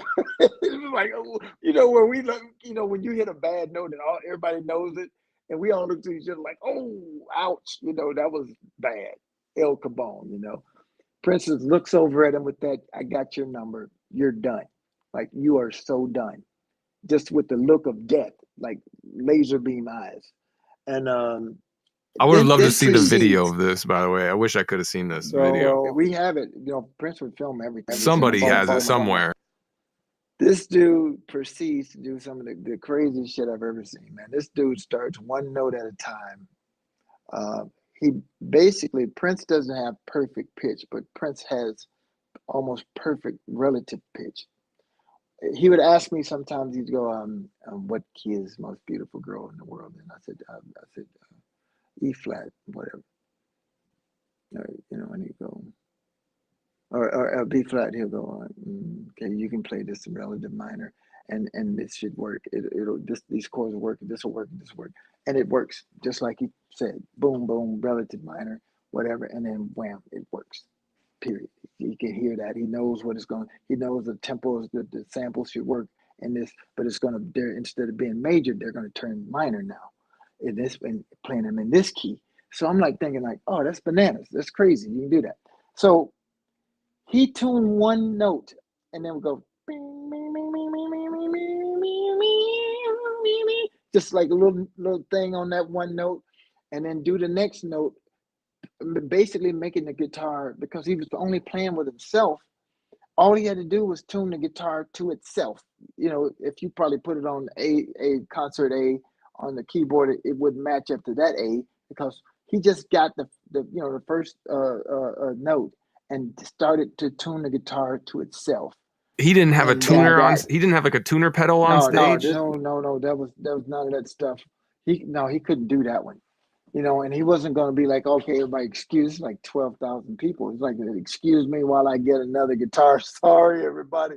It's like, bro, the show must go on, and I gotta like make a show out of this, because it's going to look like a big mistake, and I'm gonna look stupid. So this dude starts, and this was again before, you know, now they got these tuners. You can just put it on the stock of your guitar and just look at it, and then just like tune it right there. You don't have to go to step on the pedal. None of that stuff. You know, he just you can just hit a button and it'll tune it up for you. Some of those guitars do that. About that.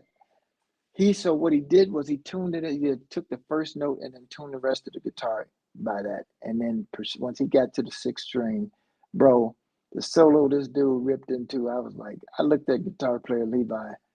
He was way on the other side of the stage, man, and we just looked at each other like, damn, did you see what this joker just did, man?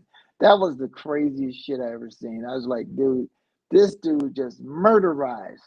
He murderized this solo and let that dude know, like, you can't stop my show. You can't ruin me. You know, he was not to be trifled with. And I just unstoppable. I was like, that's the nuttiest stuff I've ever seen. I said that was I just remember looking at Levi going like, bro, did you see that? Like, and he just like, it was so defiant and like, I'm gonna kill now, I'm gonna really kill this solo. Like he did what he, I saw him do that piece in the show every night. And it's like, that was like, he went way beyond just to let that dude know, you can't mess with me, bro. You can't mess up my show. You can't do nothing, but you gonna get your ass beat and you going home.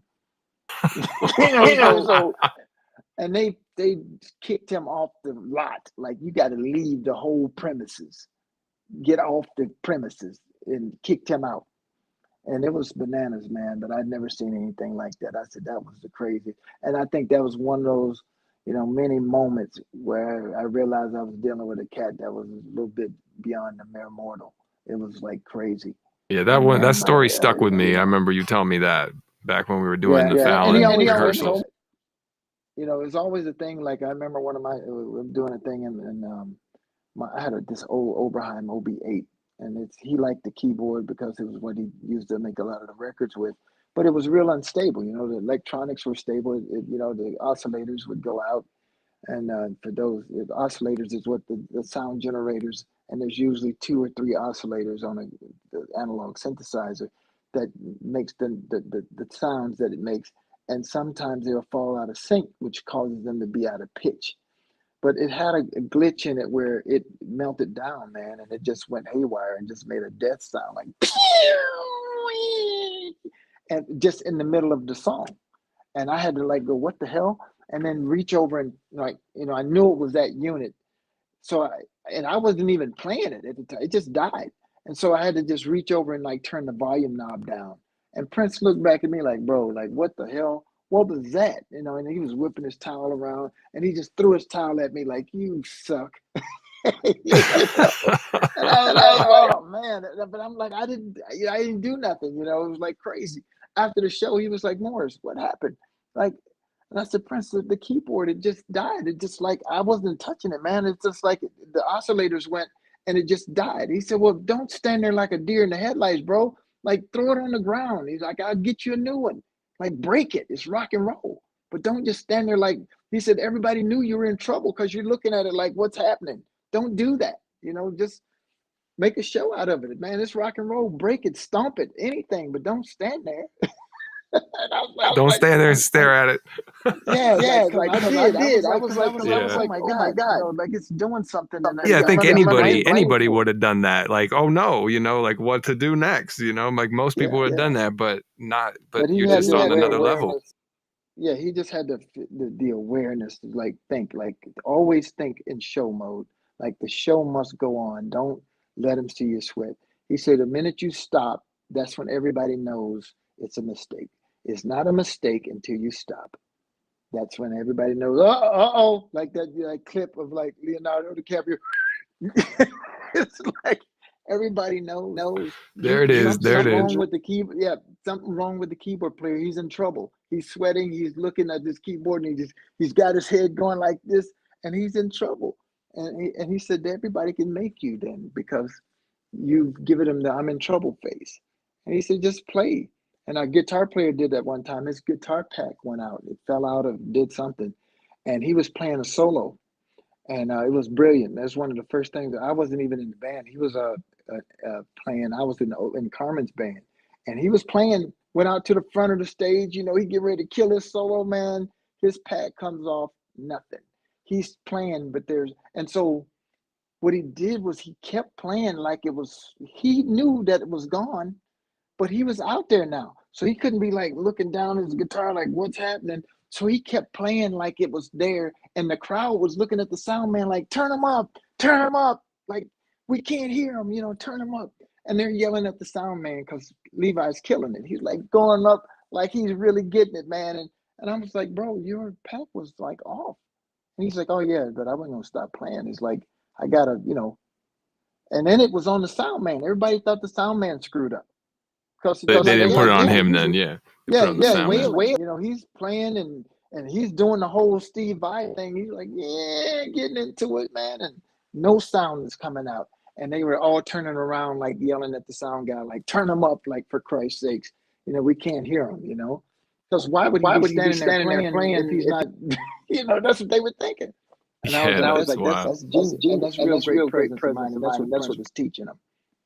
Yeah. We have a question here from one of our listeners. Super chat. Somebody says, Dana says, any rumor around Hollywood if they will be having any tribute for the Prince or any new documentaries? It's like a Prince movie or Prince Hollywood rumors, I guess.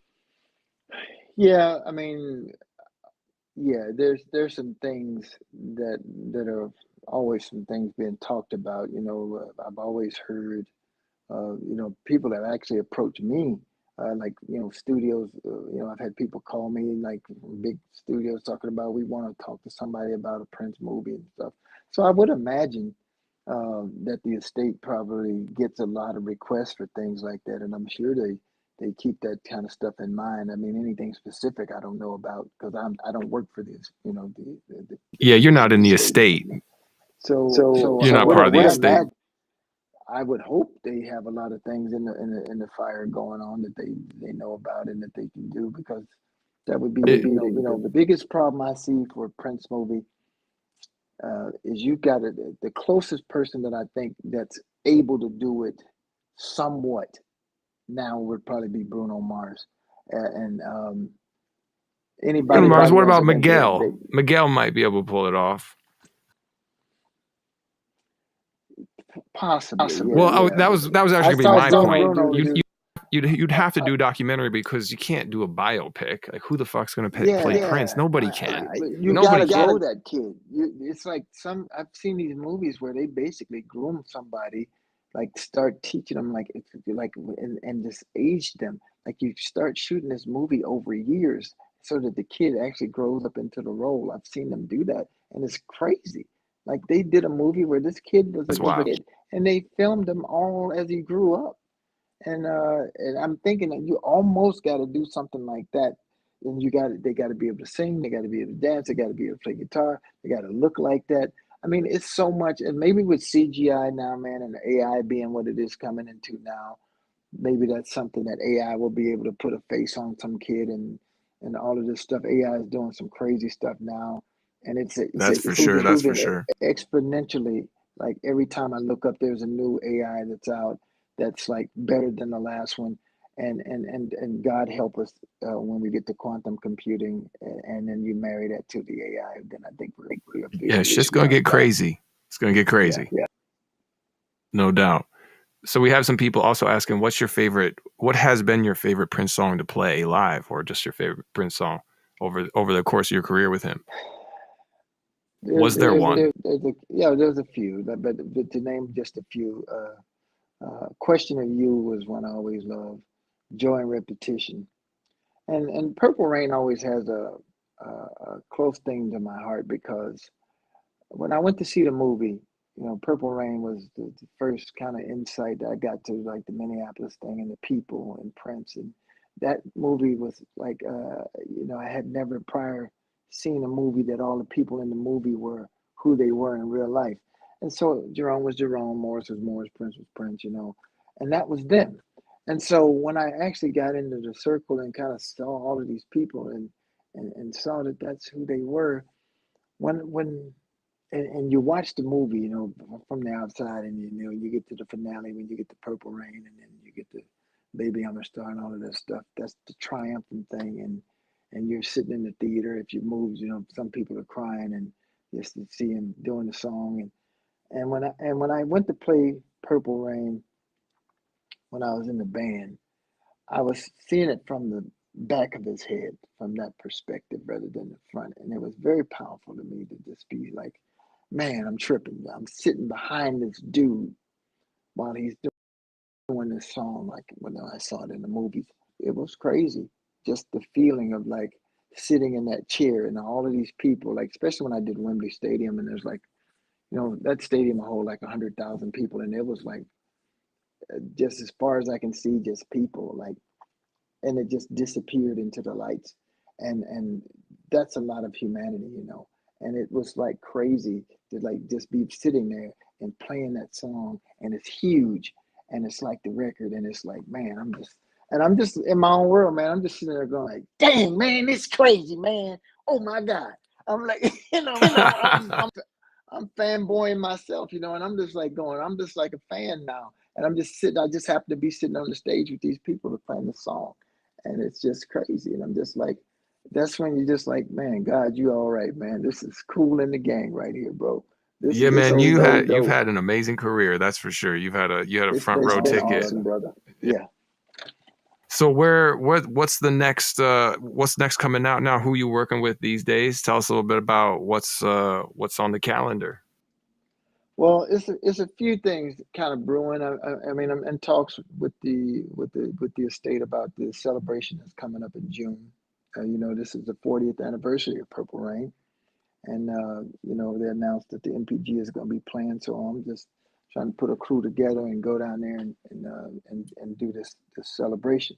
And where's that And happening? Where's that supposed to in happen? Minneapolis at Paisley Park, every year in June around his birthday, they have a celebration for like 4 or 5 days. And but this year is going to be epic because it's the 40th anniversary of Purple Rain. So Morris Day is going to be here. The Revolution is going to be Damn, here. that's gonna be wild. MPG is going to be here. So it's going to be a lot of people, and Stokely and just a lot of Minnesota greats and all of the people who have come through over the years. And so that's awesome, man. And I'm going to MD that whole thing. We're trying to work out all of that stuff. I got a song release actually just got released with this artist named Maya Santiago. It's on like called Sex Appeal. It's on Spotify, iTunes, Apple Music, all of that stuff. Today it's available. It's on YouTube. Little track I did with this girl. She's from Barcelona, from Spain, and it's a cool little summer jam. Like got a little reggae flavor, little ska reggae flavor to it. Um, we just released that today. I'm working on a TV thing that when I was living in China, man, I used to live in Shanghai for about a year, and I'm working on this little TV show that I call the Global Groove with Mr. Hayes, and it's basically for anybody that's seen Anthony Bourdain. Uh, uh, that show is called Parts Unknown. And basically what he did was went all over the world and kind of like uh, talk to people and kind of like interacted around food, and he'd eat and then they get to talk about culture, and they do. Well, I'm doing the same type of thing, only with music. I want to go. I'm supposed to go to. I'm going to Nairobi and to Oh, that's amazing, Pakistan, man. I and would love to hop on that. That sounds like fun. that Kobe, I would love to have you, man. You're an awesome cat, man. You're super dope, and this is really dope, man. I get to go everywhere with it. I'm about to get some funding, hopefully, and we'll be able to start shooting this thing soon. But I start. I'm gonna go to Pakistan probably in August, about the third week of August, and then Nairobi first, and then there, and just kind of start sussing out the music and the people and the situation, and I'm not this adventure cat, man. I'm not like want to be like, some people like to go do and like I'm gonna go to like North Korea and go through the jungle. And that ain't me, bro. I'm not adventurous. I'm not trying to eat some snails and like have the anaconda get in the bus. I don't like none of that. But I do love music and I do love humanity, people. And what I want to do is is is is kind of show unity through music, and that all different cultures and different walks of life, aside from politics, aside from religion and things, but just music, and just connect with people over that, and then come to understand their journey, and then try to meld what I'm doing with what they're doing, and see, how we can make stuff like hybrid stuff, and then connect through music, and then connect people through music, and that sort of thing, man. And that's something I've been interested in, and doing. So we'll see what happens. And I got an angel funder that's looking to put a lot of money into it. I'm always cautious until that kind of stuff hits the bank, and then I know it's for real and it's going. But we have really good people working with it.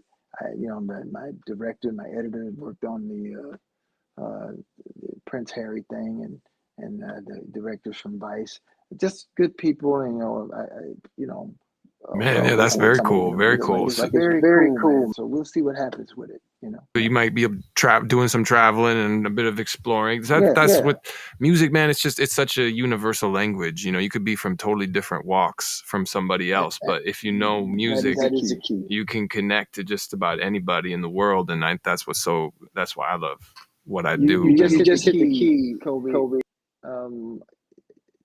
Music and mathematics are the two things that are universal. I used to wonder, like when I first started with Prince, and with the time in Prince, when I started traveling, I remember the first really out of the continental USA I went to was Japan in 1991. And I've been going ever since until COVID hit. It was the first time I hadn't been abroad every year, maybe twice a year. When COVID hit, that's the first time since 1991 that I hadn't gone out of the country. And one of the things I asked at first, I said, wait a minute, man, we're going to Japan. Do they even understand what we're saying? And like we're singing in English, everybody speaking Japanese. And it's like people, even if they didn't know, they'd be singing the words. They didn't know what it was. They just memorized the words. And it was crazy to me. And what I came to learn was how universal music is. People will hear Shakira singing. I don't have to speak Spanish, and you'll be saying all them words because you've heard the song, you've memorized it. You're just in it, and you don't know. I don't know what the hell I'm saying, but you vibe it on it, and that's the universal thing about music. It just goes through all genres, everything. It's all encompassing, and people just relate to it and vibe to it. Yeah, I mean, no matter where you are. And even deeper, on a deeper level, everything is frequency. Matter, all matter comes together from frequency, and all shape and matter is created through frequency. So that's it's in the thread of being physical. Music. I mean, our molecules. It's so crazy when I learned just the fact that every piece of everything is like molecules, and it's just like what makes that is it vibration, like what rate it's vibrating at causes it to be what it is, and that's crazy to me. That's so everything is moving. It's like vibration is everything is moving and molecular, and so you're right, on a much deeper level. That's where it is, and music and numbers, it's like they go together, and that's in us, and that's the reason why when people talk about I'm not vibing with this, it's vibrations. That's why whenever you scratch a chalkboard, everybody in the class is gonna go like, oh God, like because that doesn't like that frequency doesn't jive with us, man. It's like that's counter to what our frequency is. And that's why when you hit a dope chord and you play something on your guitar that's crazy, everybody go, whoa, that was cold-blooded, that was dope. Everybody gets the same feeling because that hits everybody in that vibrational flow like that, and you feel that, and it's like, oh, that was dope. When Jacob Collier will sing a certain line, you'll just be like, you know how dogs do when they're trying to say something to your dog, and it just be like, it's tuning in, and it's like trying to get that frequency. We do the same thing when we hear something sung like that or played like that. We'll be like, "Ooh, that chord was bananas! What you do right there? That was crazy!" That's all of that. And so that's what I want to explore. And oh man, it looks like we lost Morris now. Maybe he'll be back. He's got the link. But anyway, wow, this has been a really cool, fun, different kind of night, huh? Thank you guys for super chatting. I'm letting Morris, do his thing and talk, but I'm putting the super chats up on the screen, so I'm seeing them. Y'all can see them. Trying to shout you out that way a bit tonight. If Morris comes back, great. But once he leaves, we'll kind of get into a bit of music here before we wrap up the night. I think we'll do a little bit of our normal Thursday night schedule, because I know we got some songs here. So real quick, let me shout out another sponsor for tonight. We got to shout out Jill Galilin. Thank you for sponsoring the show. Jill says, is connecting to others really as simple as thinking of we instead of me? Please sing This Song Says Everything or Don't Stop. Thank you for your music and have a wonderful interview with Morris. Thank you, Jill. Appreciate that. So yeah, we'll get to some tunes here in a bit. Thank you guys. It's a bit different tonight. Thanks for being patient right off the bat with the sound problems. I figured out I had to mute my mic which really, I was bummed because I was hoping we could play some music together, Morris and I, but with the sound issue, it doesn't seem like that's going to be in the cards. Let me see. Morris said his power went dead, booting back up. So Morris probably be back. Anyway, in the meantime, let me see. Keep y'all entertained. I know I had first shout out goes to Virginia.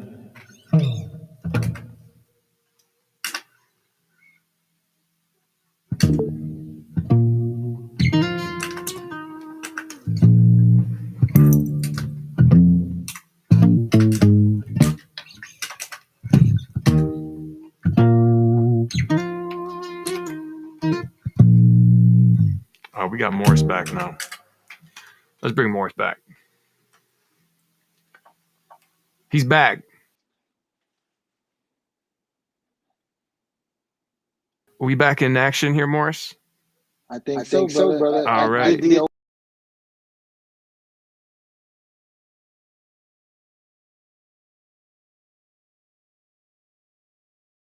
Now he's gone frozen.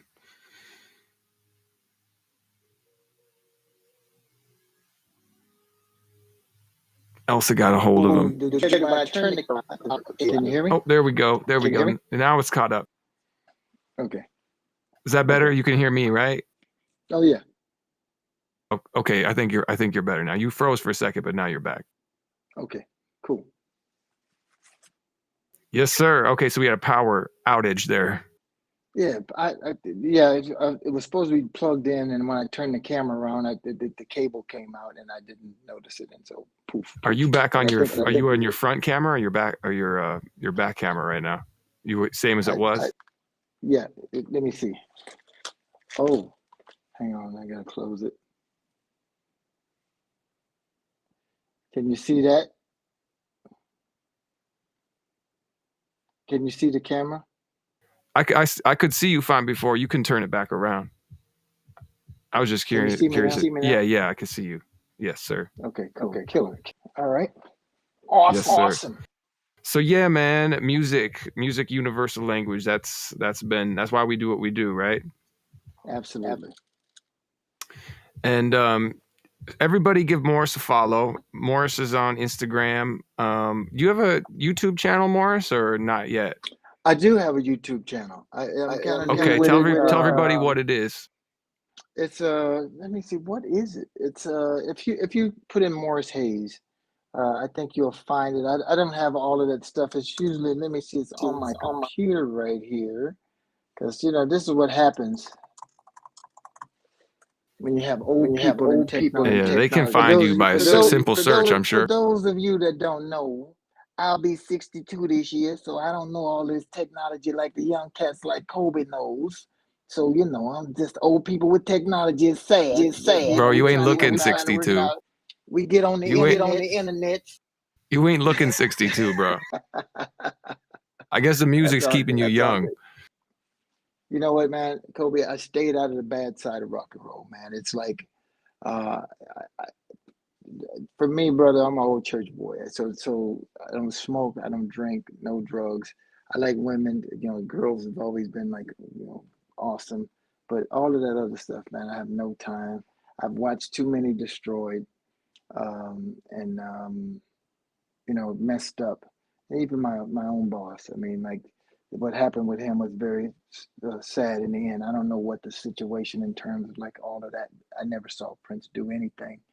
Yeah, because you were like as close as you worked with Prince, and as much time as you spent with him, there was a whole side that you didn't get to see or didn't get to know. Totally separate, right? Totally separate from work. Yeah, and I think that's the case only because I made it very clear off the top what my situation was going to be with that. I never let nobody dictate to me what was going on. I never tried to run with the in crowd and all that stuff. But I remember just telling him one time just some stuff, and I thought he was doing something, and I just went to him and I said something about it. And he said, "No, I'm not doing anything like that," because I just felt like, man, if he was, and something happened, I wouldn't have a job anyway. If something happened to him, I'm like, hey, So somebody may as well say something, you know what I'm saying? So, and he said, no, it's nothing What was like it? that. What was it that made you go and approach him? Was it something that he was behaving differently, or did you catch wind from Man, somebody about something, or what? yeah, it was crazy because it was like a week of hell rehearsal. Like usually it's like a few days, a couple of days, or like when we first start, it's like it's really hard hitting and it's really like pretty tough at the beginning, and then it kind of smooths out, and then once we get the hard part out of the way, then things kind of get smooth. But this one was like different. It was like the whole week. It was like crazy. Like dang man, I remember us being in the back. You know how the cats get in the back. Like dang man, Prince is on one man. Like he tripping. Like he's just hard. Like this whole week has been like like crazy. And then one of the cats was like, yeah, well, maybe I heard, he's doing this and doing that. And I said, do you think it's true? And he said, yeah, man, could be. I mean, and I said, well, then ain't that your boy? Didn't y'all grow up together? And you used to put your feet under his mom's, and he put his feet under your mom's table. He said, yeah. I said, well, then you ought to say something. If that's your boy, say something. So, and I'm an import, man. I came from somewhere else and all of that. I'm an import. So I was just like, bro. And I just I called his assistant and I said, hey, I need to talk to Prince. And told her, I said, I just need to, say my piece and everything. And she said, what do you want to talk about? I said, it's personal. I just need to talk to him. And she said, she called him and he said, yeah, I'll meet with you. And I went the next day and I just walked in his office and I told him, I said, hey man, and I didn't say who said it. I didn't throw them under the bus. I just said what they said. I said, word on the street, is you messing with that stuff or this and that and the other? And he said, no, man, I'm not doing nothing like that. And blah, blah, blah. And all of this. And I said, cool, man. I said, well, Prince, I don't mean to come in here casting aspersions, man, and speaking out of place, man. I'm scared to death, man, because I'm thinking this dude gonna send me home, man. And so I'm just like, but I just felt like somebody got to say something else if something happens. Like I told them, I said, well, shit, if something happens, we don't have a job anyway. So and so he was like, I said, okay, cool, then I'm thank you, I'm out, But then he didn't come back to rehearsal, for the rest of the day, and then he didn't come back for the rest of the week. And then I was like, wow, this is weird because we're not getting instructions like what to do with the rehearsal, what to do. And it's just like kind of like, wow, what's happening? So I come back a week later and I'm coming in and Prince sees me coming in or somebody tells him I'm coming in and the intercom calls me like, Morris, come to my office. And I'm like, oh shit, it's on, man. I'm like, I'm in big juju, man. And so I had a bunch of stuff, like some gear to hook up. And I said, well, and I went in, the guys, I was running late a little bit, and the guys beat me there that day. And I remember going in and telling them, like, hey, guys, well, hey, it's been nice. It's a wrap. Nice knowing you, kind of joking, but not kind of like, because I'm like, guys, this dude been gone all week and nobody know what's happening. And the first dude he want to see is me. I'm in trouble, bro, and I'm going home. And so I'm like, well, fuck, here we go.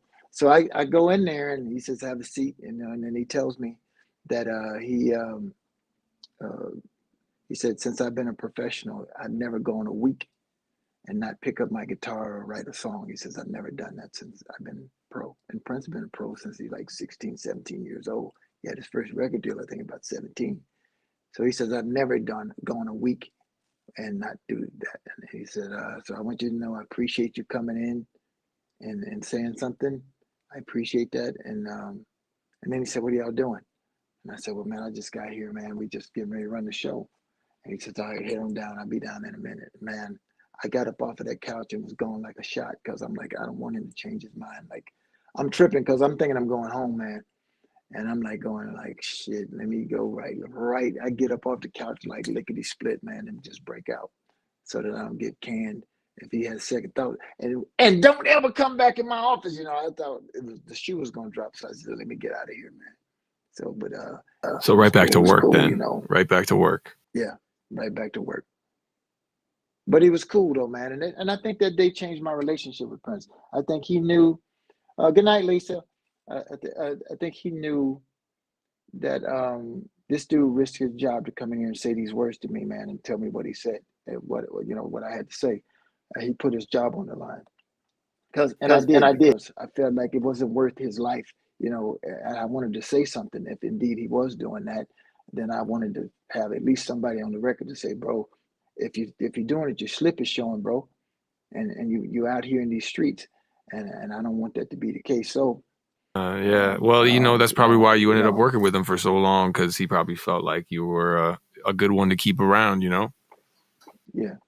And I loved that brother. He was good to me, good to my family, and good to me. So of course I always wanted to see him do well. I see all my musician friends do well, man. And you know how it is, Cobi. We have drinks and stuff in our when we go in our dressing room, and we got everything that you can want, like all these drinks and the food and stuff.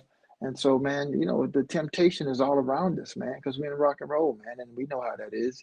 And it's up to you to just like keep your head about you and just like make sure you don't get tangled up in the things that's gonna be to your demise. And I just always would see that, man, and it's just like, why would anybody today get addicted to crack? When we've seen Dave Chappelle be the crack addict, and we joke about it and see it in movies. Why would you even try it? Because it's like, it is a agent. It has been designed to do what you override it. You cannot be in a situation where it's like you think, oh yeah, I know everybody else got messed up, but I think I got this. And then yeah. It's like it's gonna get you just like it got everybody else, bro. It isn't designed to do. So leave it alone, man. And that's the thing. Yeah, So nowadays with the fentanyl, I don't man, know, that's man. fentanyl's the new crack. I That feel was like, my thing. with all the Yeah, but opiates now, with that's the more. fentanyl, Yeah, that's but even more that's more. dangerous. That's more insidious, because that's actually something that I've had surgery, like dental surgery and other kind of surgeries, where people, they have to prescribe like codeine 3, because I don't even like stuff like that, because I don't like being loopy. But there are some cases where you actually need these things, and if you're lacing it with something, if you're making it with something else that's not supposed to be there, that's a problem. And we getting stuff from China and different places, and you don't know what's in it, bro. So that's a whole nother thing to me. And like a lot of time when somebody has stuff like that, you don't know what it's cut with, you don't know what's in it. So the best thing to do is don't fuck with it. Don't mess with it, man. Yeah, just don't mess with it. Away That's the best way to from go. it. And then you For have to worry sure. about that. For sure. For sure. I've seen quite a few people on here ask if it's possible to play something. Unfortunately, I doubt we can play together with this setup, with this audio setup going on, because I got to mute my microphone so you don't echo like crazy. Yeah. But I don't know if you got your keyboard there. What are your thoughts and feelings on this? Well, not only that, here's the deal. So I had this keyboard was here in the shop in Minneapolis. I couldn't come and grab it until now. And so I didn't bring speakers with me. So what I'm doing in my room is I'm doing some music. I'm writing this music, as a matter of fact, for that TV show that I'm working on. So this is what I'm listening through. I only have headphones. I don't have anything I can play that keyboard through. And most professional keyboards, you need an amp and you need, some speakers to play through. I only have an interface. So everything's going through the headphones. Plus, we have a crazy delay. It would be it's just not possible, unfortunately. Yeah, But I'm willing to come back on your show. I love it, man. It's been great talking to you. I'll come back on the show when we figure out this stuff, work the kinks out. Yeah, we'll work the audio out. Man. Yes, please. I would love that. You're welcome on anytime, my brother. Yeah, we do that. Great. Amazing. Well, thank you. Is there anything else you want to talk about before we wrap it up? Anything you want to cover? Are people asking if you're doing any touring? Actually, I should say one of a really great memory I have with you was when you asked me to come and do the First Ave live show with NPG back in, was it 2018? I think it was. Yeah. Are you guys doing any more touring? Yeah, we got some shows coming up. I just shot some videos today out at Paisley, just in front of the symbol, and just hanging out there for some shows we're doing in Europe. We got it to France and Belgium and the Netherlands. in the first week of July, and then we got a couple shows here in Minneapolis. But not a whole lot on deck with that, but we just got a few spots here and there. But I like going and playing, man, and doing that stuff. So we just got a few spots to hit, and that's pretty cool. But yeah, man, would you say that everything? was so great when you came and did that. Would you say everything's changed a lot since COVID on the touring front? Oh yeah. I mean, for us though, I mean, we with the former members there, we can't use the NPG name. That's a that's part of the estate. We had a license, and they decided to like just kind of like dole out the license as they see fit now, and do it Oh, that way. so when that's crazy. So when we did the first app show, you guys only had a license to use the NPG name. Sorry, Oh I yeah, we had didn't a mean to talk license. over you, but We had a license to use that name. just No, for it's good. a period of time. No, 5 years. 5 years you had the license, and now that license up, so now you can't tour on the NPG name anymore unless you have to pay a fee. Right, we travel as the band formerly known as the NPG. Like we are former members. Oh, okay. Generation. So yeah. Wow, wow. That's how we're doing now. I mean, but does the estate? I understand what they're doing. Yeah, they're trying to protect his shit, and that they gotta do what they gotta do. I suppose. I think the move is they really want to do big things. They want to do some things that are all encompassing and some bigger type things, to which I have no problem with, man. I think I'm willing to work with anybody that's willing to work with us. It's all about the fans to me.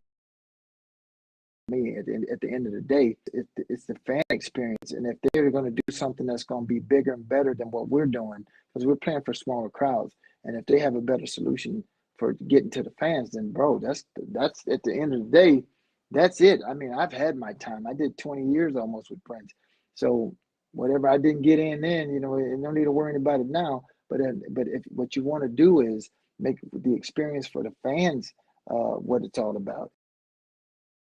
Yeah, but there's also there's all kinds of ways. Universities, man. Sorry, you hear me? Yeah, I hear you. Go ahead.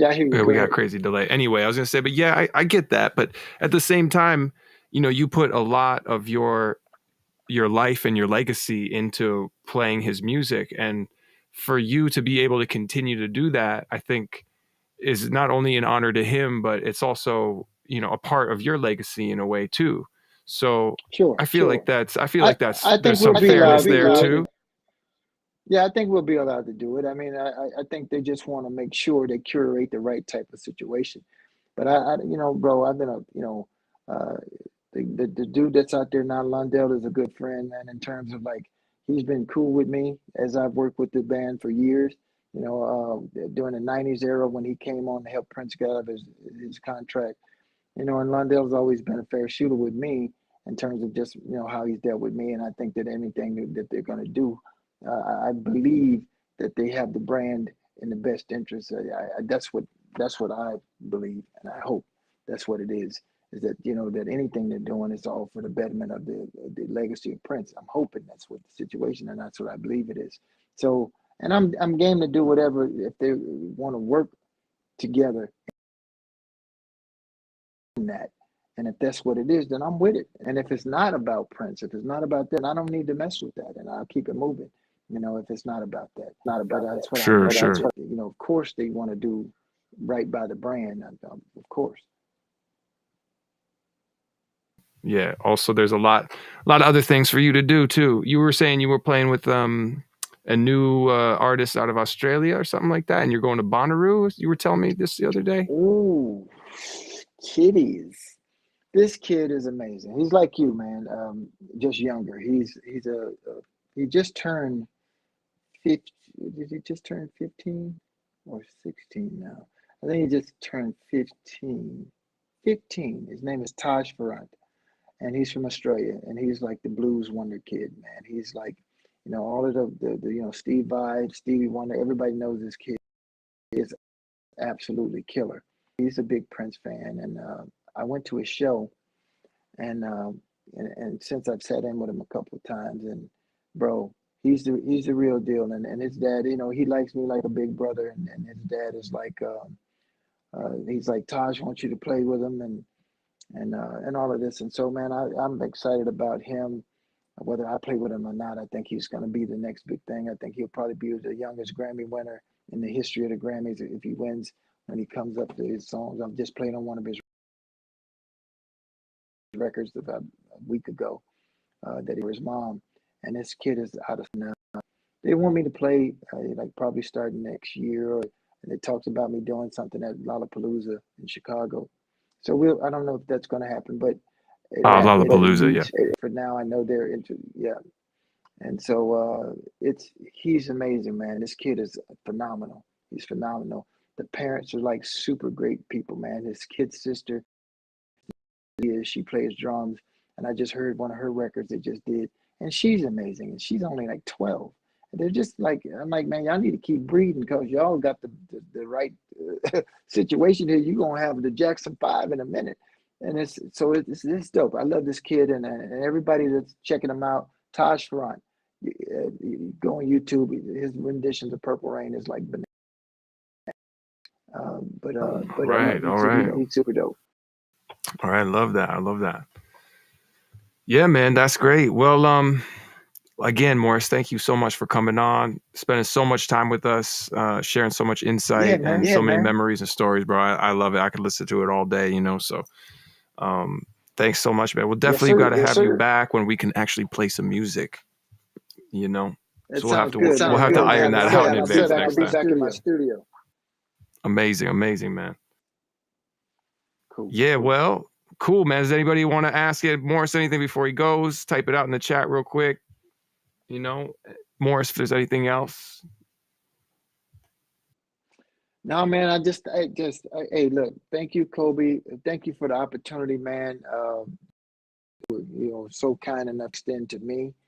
When I was out in LA, man, when I got a chance to work with you and your great band, man. And please say hello to the guys. You had some kill when I saw you. You may have some different cats, but hey, give them my best.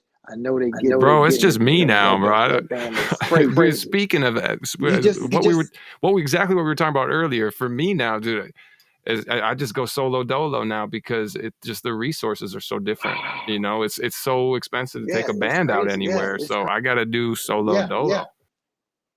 You know, so dope though, and you can do it, man. But hey, holla at your boy too, and we do a duo dolo. There you go. There you go. That's a good thing. And let me say, I'm glad you mentioned that because this is what the point we. People have to understand what made cats from my era get to the place we did. It wasn't like mercenary work. Like I went to play with everybody who was paying me a check. We put in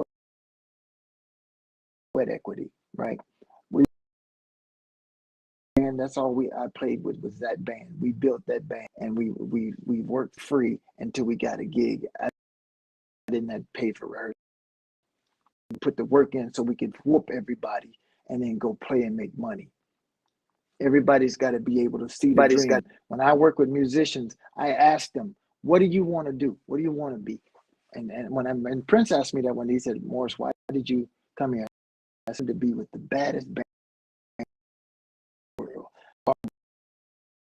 We wanted to whoop Michael Jackson. We wanted to whoop everybody that was like at the top of the tier because it wasn't enough for us to whoop the biggest local band. That wasn't big enough. That wasn't good enough. Who cares if we can whoop the Squares? Like, who in the hell is the Squares? Nobody knew them. Everybody knew who you were and knew who the time was, Michael Jackson. So if we were playing on that level, which is why when they saw us, they said, y'all don't sound like our band. Y'all sound like us. That was the greatest compliment they could have paid us because that's what our intent was, is to play on that level and to be on that level. And so nobody had to drag us to rehearsal. Nobody had to pay us to rehearse. We wanted to do it because we wanted to be the best and we wanted to whoop everybody else. And so when you do that, then you will Amen to that level. Amen to that. Amen to that. That's all I've ever wanted to do was just be the best. I wanted to. a different dynamic, Yeah, I mean, then when I saw Prince live in 2004, I saw him on the musicology tour at the XL Energy Center.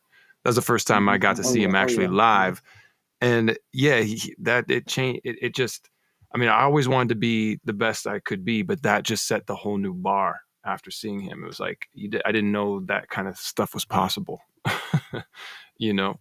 Oh yeah. So that was one of the most inspiring things about him. I think he just raised the bar for everybody. Yeah. For everybody, yes. Yeah, man. Yeah, well, thanks again, Morris. We'll be in touch, man, and we'll do this again. Yes, sir. We'll do it right. We'll do it proper Let's do next it, bro. time. Do it, bro. Yes, sir. Yes, sir. All This right, is everybody. all good. Thank you, everybody. Everybody follow for tuning Morris in. on Y'all are Instagram. awesome, man. Everybody follow Morris. on the Facebook. Facebook, Instagram, everything. Follow Morris everywhere he is. Go find him. And I think that's a good idea. This thing they're talking about, collaborate. So we gonna have to get in the lab, man. You got to come to Arkansas. There it is. For like a week. Yeah, we're gonna have to do that. We're gonna have to do that. Are you probably much love to you. You too, sir. You have a good night, man. We'll talk soon. Awesome. All right, we did it, everybody. Our first guest, that was a success. We figured it out. We got the audio stuff going. It's all good. All right, so should we let's let me take a minute here. Let me just take a minute break. Reset myself. I'm gonna come back and play some tunes for y'all, all right? Just give me 1 minute. We'll be right back.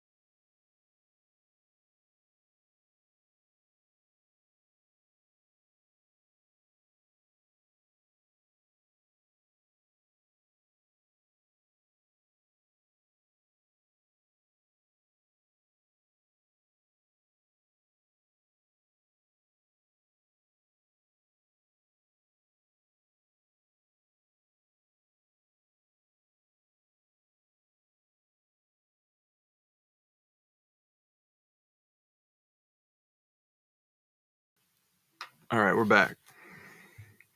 How was that for everybody? You guys enjoy that? Morris is pretty awesome. I'm glad got to share that with you guys. It was really cool.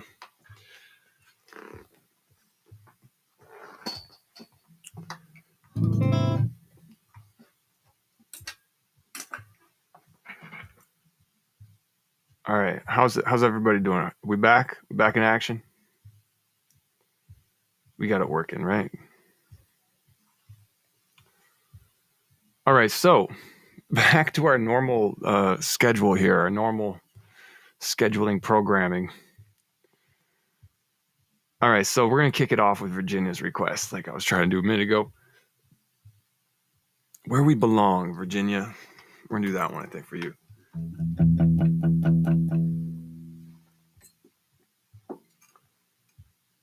All right, now I'm stoked to play some music. This will be fun.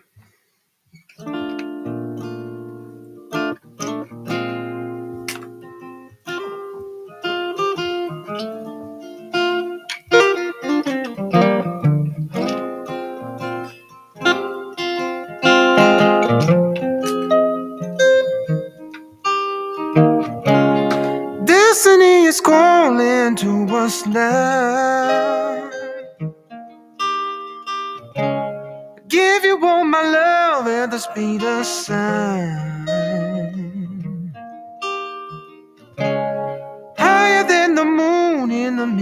sky. I can smell the pheromones lying in the air. This faded cosmic love affair, the right time and place. Let's make some waves that spread across the universe. And nothing can compare. This cosmic love affair, where we belong.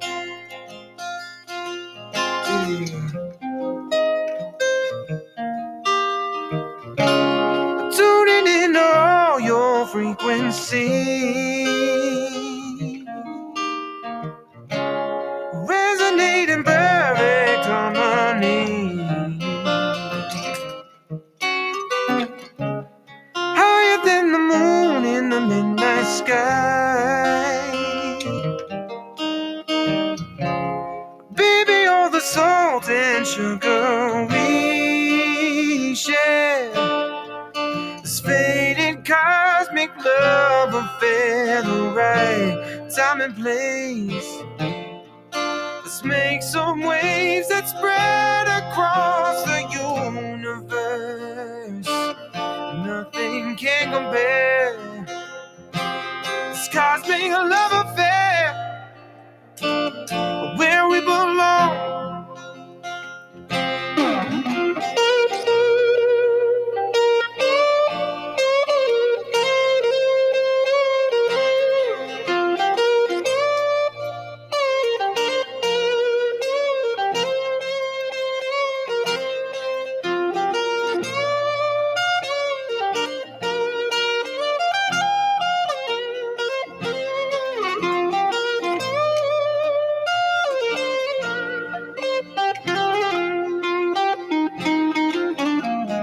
We share this faded cosmic love affair, the right time and place.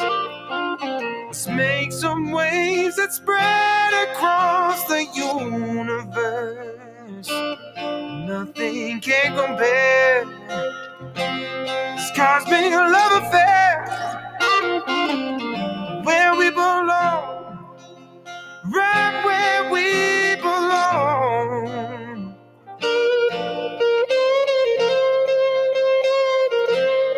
Where we belong.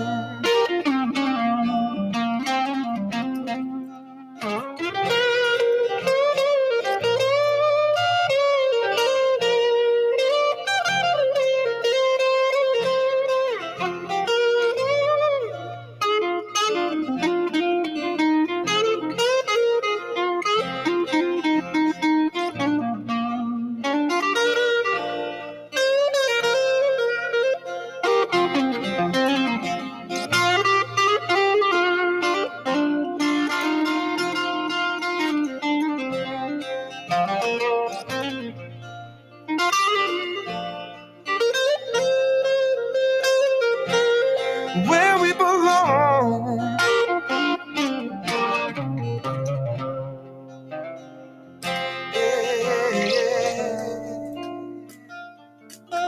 Where we belong.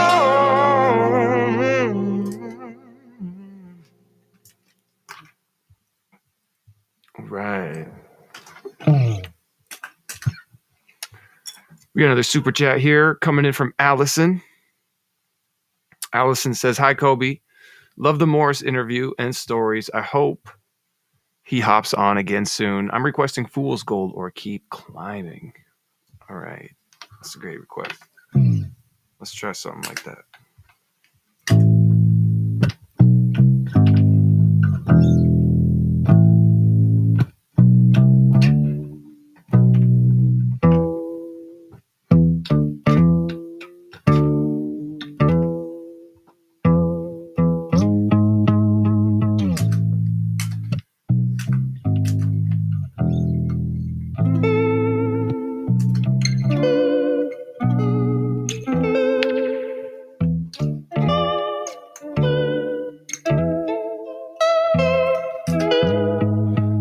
I could never trust a soul to be more than just a human. I was born to be alone. That's how I'm gonna go. Anyway, been betrayed by love ever since I was a little child. A fragile heart turned to stone. Just another tragic love song. I think you're out to get me. I know love always falls apart. Don't you dare try to fool me. I know you can't repair my broken heart. Yeah, I know you'll run away if I get too close to you. Just another walk of shame, and added weight to my baggage. You say your love is paid in full, but it was only fool's gold.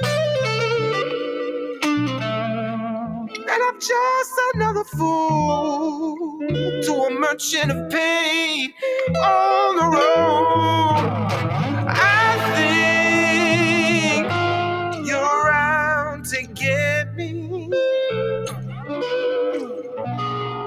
I know love always falls apart. Don't you dare try to fool me. I know you can't repair my broken heart.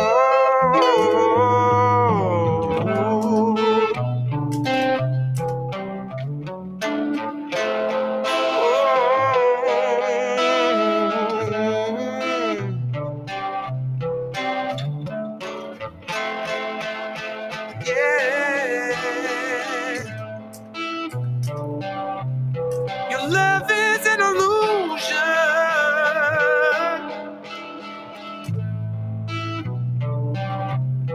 Your love is an illusion.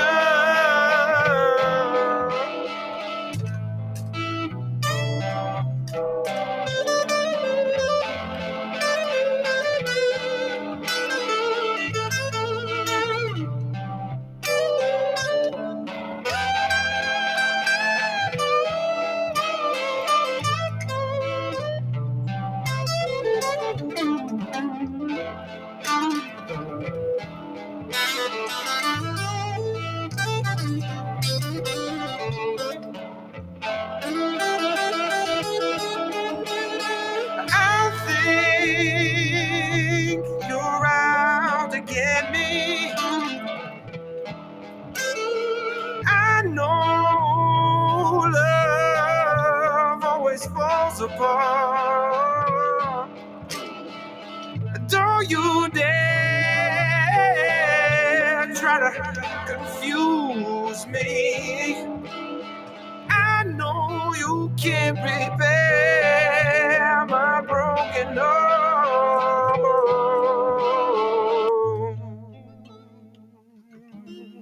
Yeah, yeah.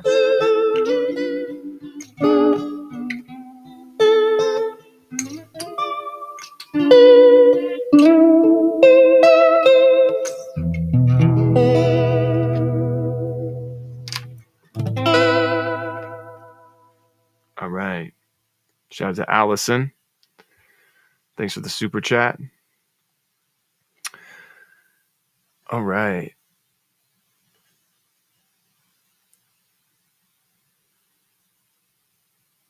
All right. Did I miss some here? I missed some. Sorry. All right. We got Angela Holland coming in with a super chat. Sorry, Angela. Angela says, thanks. That was awesome. Make it right. Still on repeat. Could you play, please? And thanks. Oh, yeah. We got to talk about the we got to talk about the repeating of the songs. I love it, you guys. I can see some of you guys be really putting in the effort. I think there's probably like 3 of you that are really going in on it. That's to my estimation. But let's see. We can talk about that. If we get 3 more people on, we could boost it even more. But we'll talk about that in a minute. So I'll play Make It Right for you. Thanks. And then we got another shout out to Marissa. Marissa Super Chat says, Cobi, please play Your Mind or She's an Artist. Thanks for a great show tonight. My pleasure. Thank you guys for watching. And that's great. I would love to play one of those songs for you. All right. And Jill, let's see. I got your song request was from earlier. We'll get to those in a bit. All right. So Make It Right for Angela.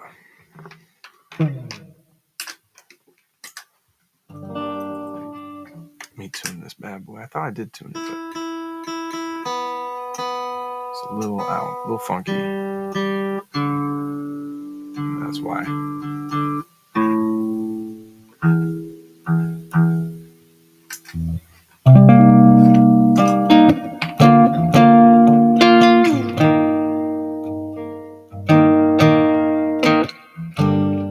Walking down Desolation Road, you and I made it through some battles, though, with nothing else survived.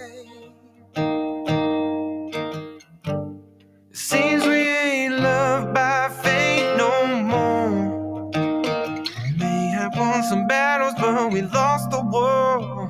Can't win against Father Time.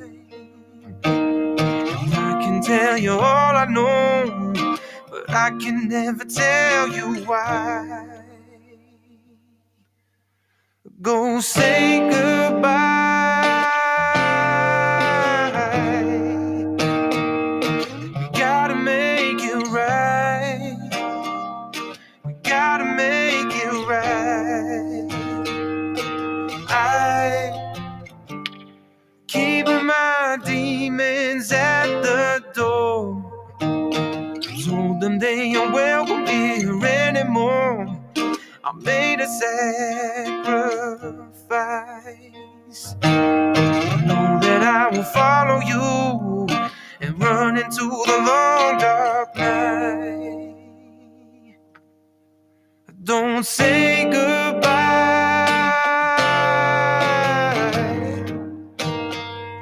We gotta make it right. We gotta make it right. Don't say goodbye.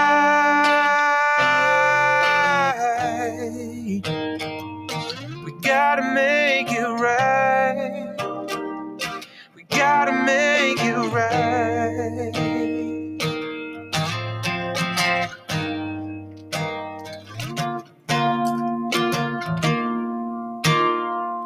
We gotta make it right. We gotta make it right. Goodbye. Yeah, we gotta make it right. Yeah, we gotta make it right. I don't say goodbye. Oh, we gotta make it right. We gotta make it right. Yeah.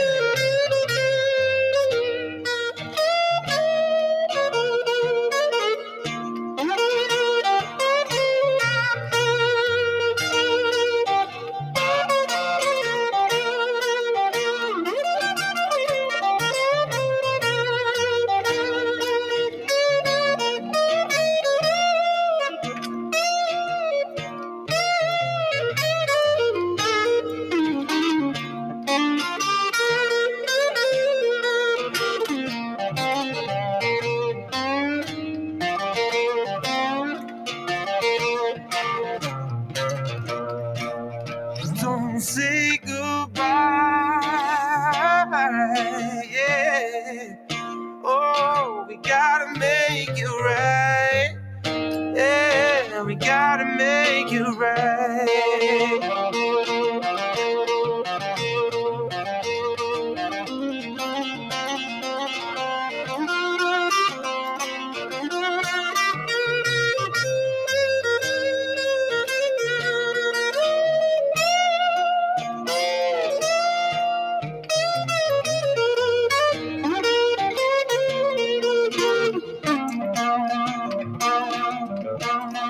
Don't say goodbye.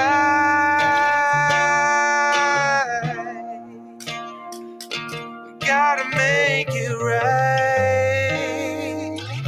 Gotta make it right. Ooh, that feels good. Shout out to Angela. So yeah, let's talk about that real quick. For those of you guys who can see my screen on YouTube here, let's see. Let's go into this, and I'll show you guys the damage you've done. That makes it more effective. I feel like if you guys can see like what you're doing, you know, otherwise you have no idea. So let's see.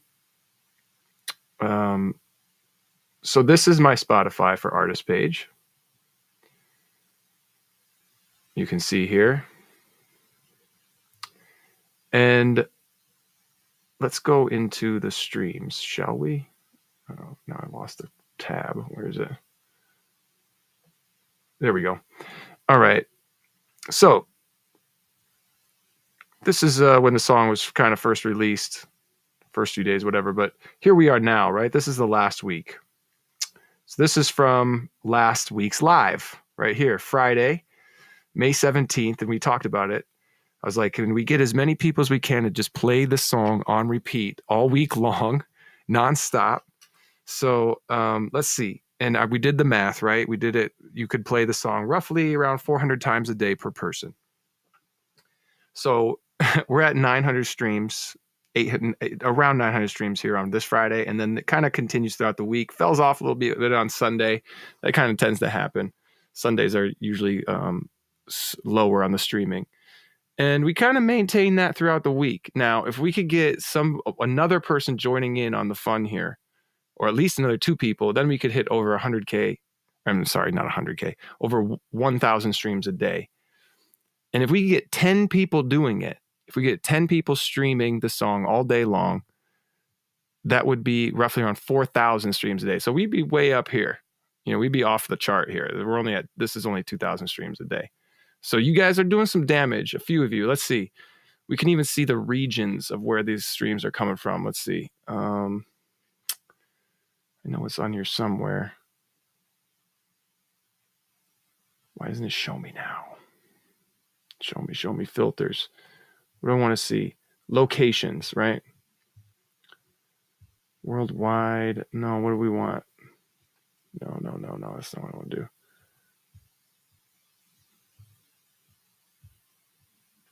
Let's see. Streams, listeners. No. Play this ad saves. No. That's not what I want. It's supposed to show me the regions. No, that's not what I want to do. All right, well, forget it. Anyway, but you guys get the point. So, Jill says, mine's playing overnight. I think I just turned it down way low. I think if you turn it all the way down, it doesn't count. If the sound is off, it doesn't count for streams. Just FYI, it's got to be on at least a little bit for it to count. Yeah, so anyway, that's fun stuff. All right, let's get into Marissa's request. I said it, I should probably say this again. So we got a new song coming out that I need you guys to go pre-save, as many of you as possible. The pre-save link is in the comments here. The new song is called 10 to the Power. I'm super stoked on this song. I think it's brilliant. It sounds amazing.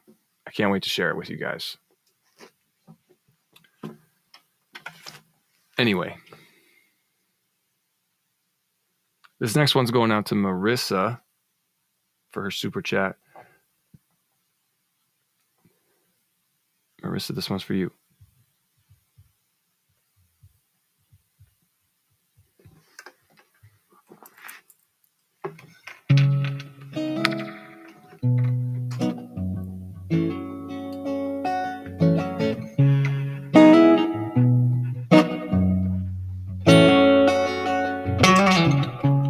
I arrived in paradise in 16, living right by the 405.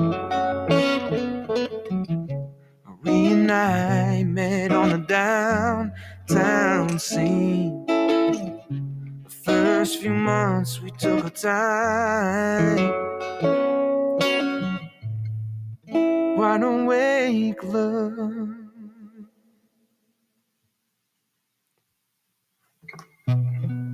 This can't wait, love. Don't have time to waste your time. Meditate, love. Keep the faith, love. Don't go brush it all aside, 'cause you're mine. Mine, mine, mine. 'Cause you're mine.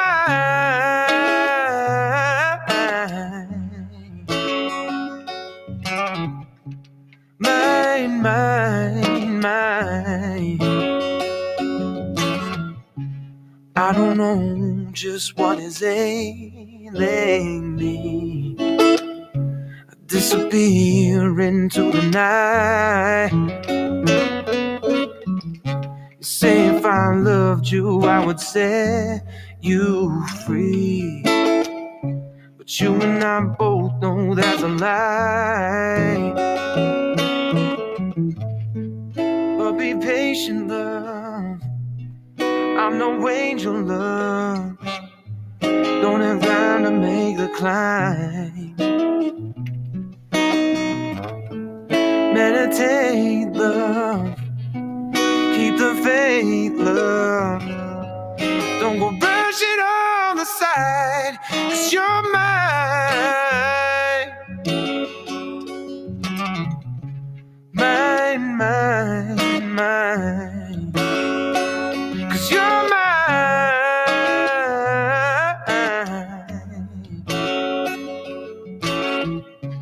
Mine, mine, mine.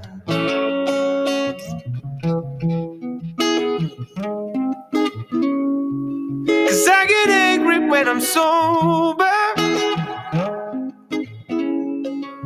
Dig the girl and spill the wine. Which part of me is taking over in the middle of the night? Even though I make you cry, don't go brush it all aside, 'cause you're mine. Mine, mine, mine. 'Cause you're mine.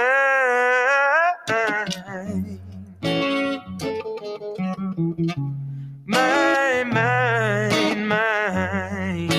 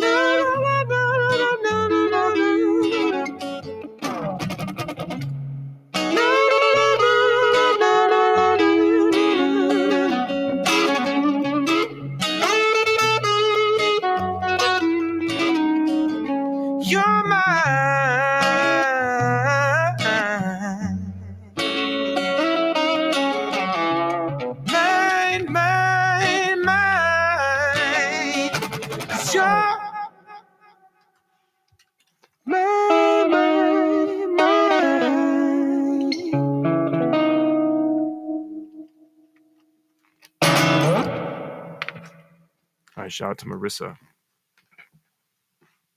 My pleasure, Raina. Thank you guys. Thank you guys so much for all the TikTok gifts. Appreciate that so much.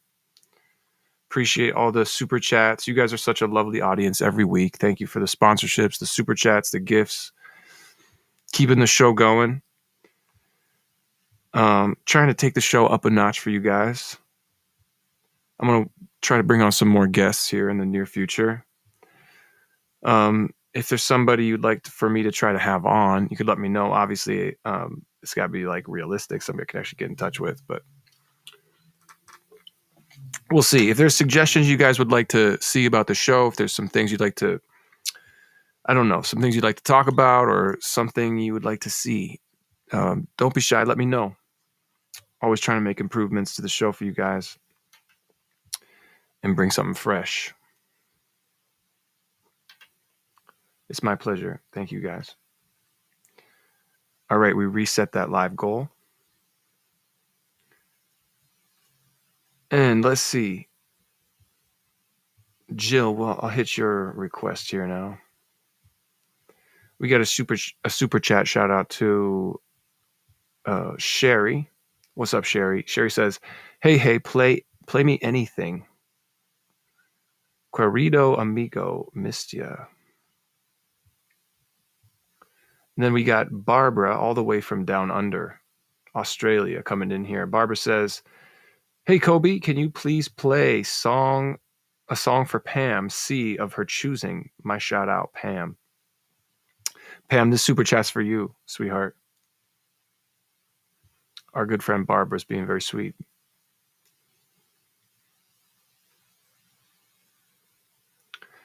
Pam asked me, Cobi, you ever think about playing with a band again? Yeah, of course, I'd love to. It's not that I don't want to. It's that it's just expensive to. You got to pay dues. You got to pay dues to rehearse. You got to pay dues to travel. You got to pay for all their travel. You got to pay for their hotel rooms. You got to, pay for all their luggage. You got to pay their per diem. You got to pay their salary. It's expensive to have it, especially if you want a great band. If you want like the top-notch players, you got to have some bread to go out with. You got to have some money. And unless you're selling 1,000 tickets a night, you ain't making that money back. You're just shoveling it out. It all goes out. So it's different. Morris and I were talking about this on the stream tonight. Just the economics are different now. Prince used to be able to pay for a band to rehearse all the time and literally fly a cassette tape, a videotape on an airplane every day to him so he could see it when he wasn't there. I mean, just the kind of resources you need to have to do that are insane. No, like it just doesn't really exist on that level anymore for most people. I don't know if it did back then either, but I think even now it's just different time now. It's not so much the same. So, back when I was touring with a band and I was on a record label, what a record label tends to do is they give you what's tour support. So a record label will give a new band $20K to go on the road. Even if they're not selling any tickets, but then of course the artist is in debt to the label for that. But and labels aren't doing that anymore. They don't have that sort of thing going on. There's not that kind of artist development going on anymore. It's all just TikTok and viral videos now. So, and they just want to sign those viral songs, and they don't want to put any money into it, really. So that's kind of what's going on now. But it's not that I don't want to play with a band. It's just that the economics aren't there right now. I can have people join in and sit in or whatever, come in here and there, but to pay a band a salary, you gotta be making a lot of money on the road. You gotta be selling a lot of tickets to do that. Hopefully one day we'll get back there, right? With y'all's help, we'll get back there. Yeah, it's thousands and thousands of dollars a week to have a band on the road.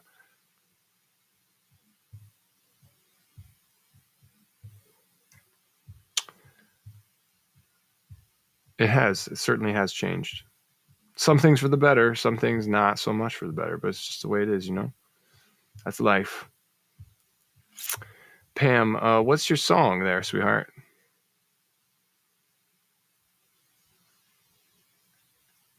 I should post more, but it's also, it takes so much time to make these posts. Bruh, to do that every day, it's hours a day. I try to do as much as I can, but I don't know. I got a lot of things on the plate, you know. But that's all right.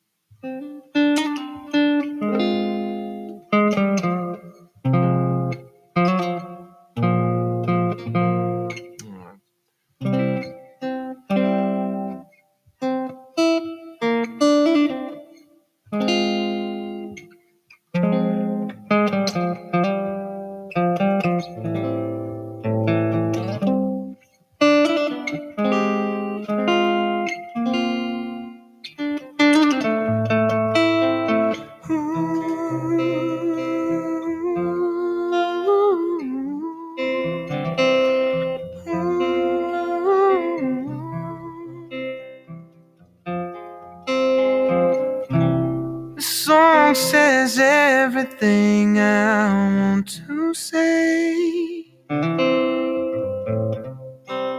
This world is made of things that wash away. But there's something about you, honey. There's something about you, honey. I've gotta know.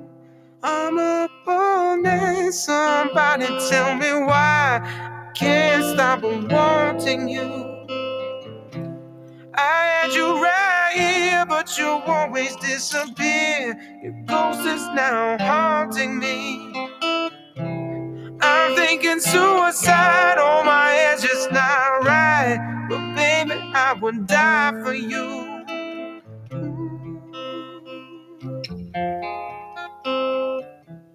These leaves are falling to the ground again. I sit and think of all the time we spent. 'Cause we don't care about the money. We don't care about the money, do we, babe? I'm up all night. Somebody tell me why I can't stop wanting you. I had you right here, but you always disappear. Your ghost is now haunting me. I'm thinking suicide, oh my head's just not right. But baby, I would die for you.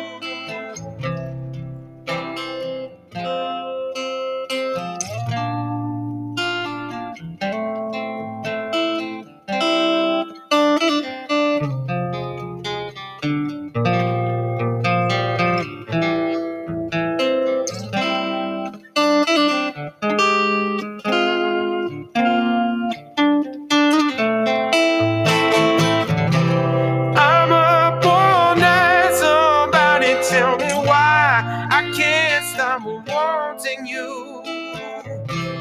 I had you right here, but you always disappear. Your ghost is now haunting me. I'm thinking suicide, oh my head's just not right. But baby, I would die for you. Na na na na na na na na na. Na na na na na na. Na na na na na na na na na. Na na na na na na na. Na na na na na na na na. Na na na na na na.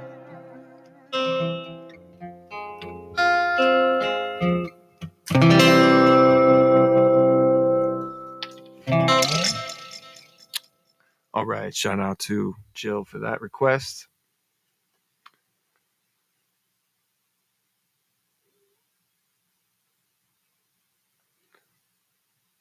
All right. Thanks so much, everybody, for the likes. Smash the like button, share the live stream with a friend. So that brings us to the end of the song queue, does it? No,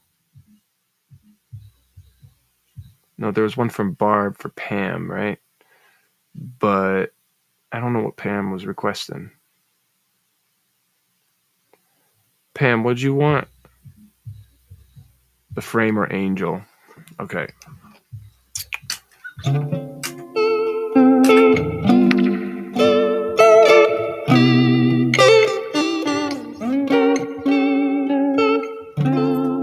Do what she wants, don't let anybody tell her she's wrong.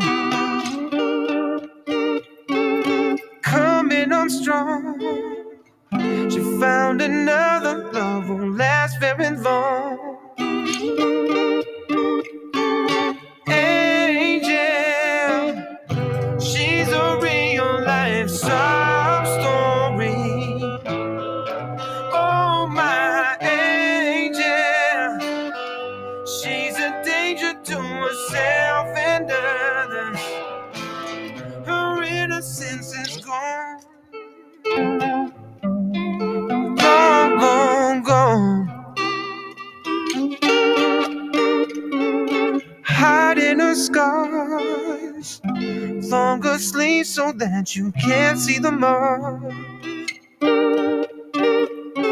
Protecting her heart, she won't stick around when things get hard.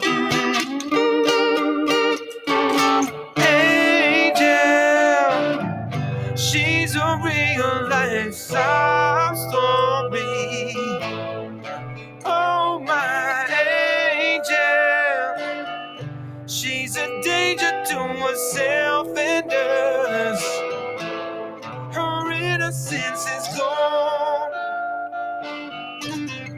Oh, you know she's gone. She's long, long gone.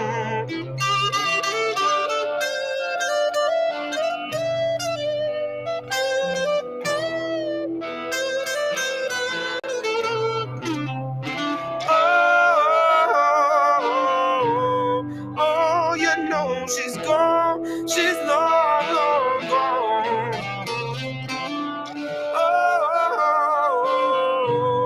Oh, you know she's gone. She's gone. She's gone, gone, gone, gone. Oh, you know she's gone. She's long, long gone.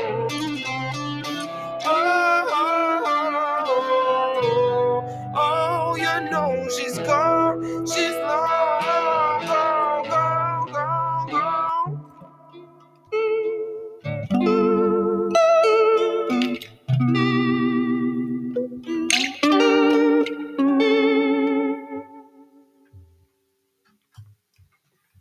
All right. Shout out to Pam. All right, y'all. Well, that's the end of the song queue. Coming close to the 3-hour mark.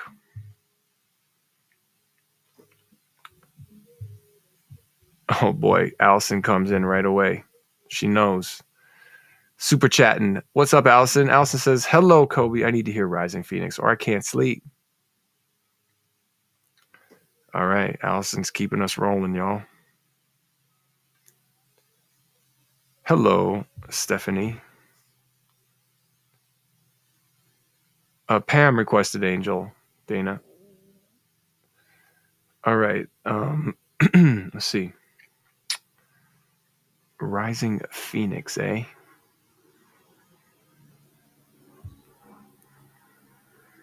All right.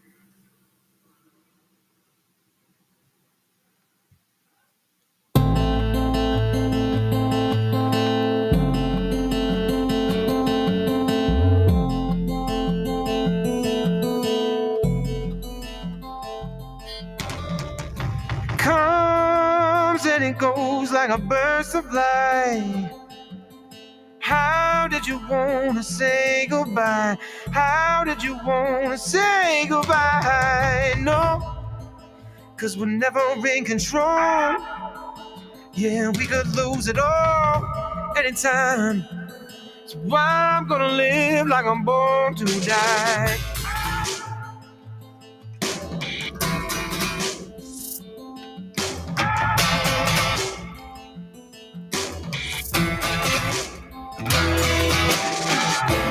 Rising Phoenix, set me free.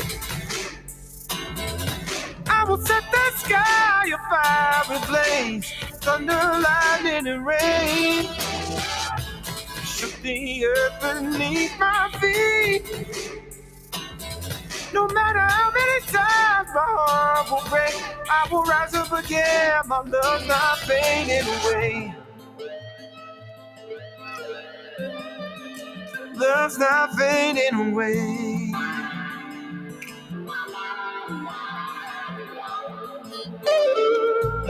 Electric love, she was a master of desire.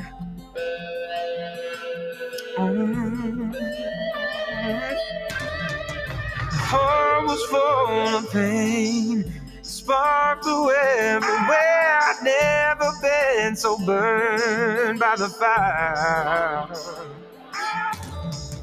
We were making love, she would pull me close, and she'd tell me, and she'd tell me, and she'd tell me, and she'd tell me, she said, I believe in you, I believe in you, you believe in me, oh yeah, rising Phoenix, set me free, I will set the sky afire and blaze, thunder, lightning, and rain, shake the earth beneath my feet. No matter how many times my heart will break, I will rise up again. My love's not fading away. Love's not fading away. Oh.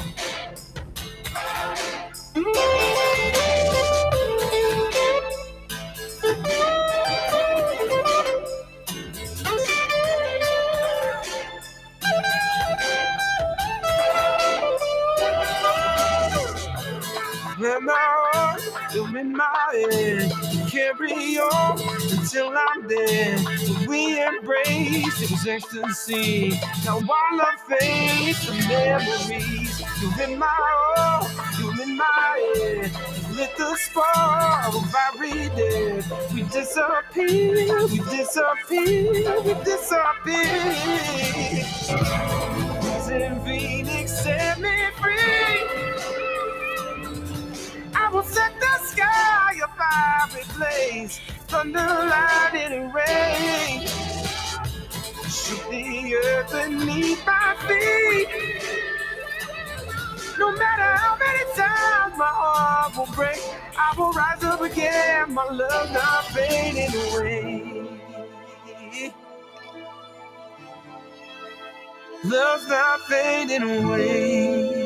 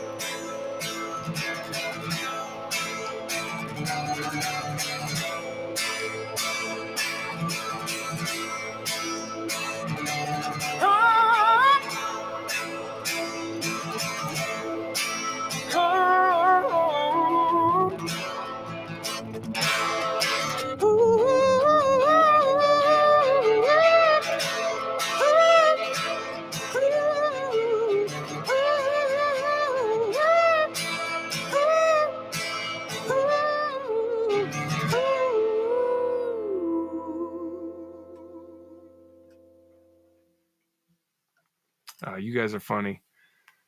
You guys are great. All right. Super chat in the house from Dana. Dana says, "You are ours." That sounds funny. No, that's okay. I like the ownership. Then we got Marissa. Marissa says, "If you have any energy to stay, please play Goddess or Queen of the Damned." I can always dig deep for you guys. You know how it goes. Then Jill said, "Check PayPal." So then we got another sponsorship from Jill tonight. Goddess, please. Okay, I can make two people happy at once. Check it out. All right.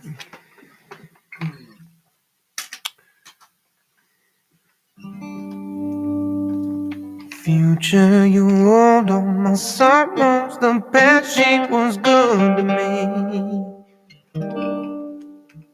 She said, "All my time here is borrowed." She's counting the days.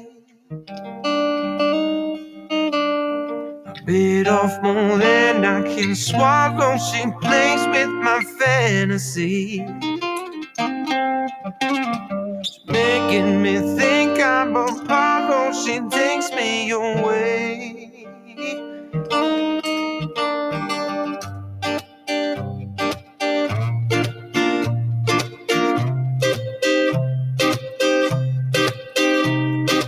I don't know what she knows, but I know in my heart the past is gone. Caught in a afterglow. Been dreaming too much, I'm coming down. The secret she withholds. Now I'm at her mercy, I'm a pawn. She won't let me go. I'm in the arms of a goddess tonight. Let me believe, let me believe.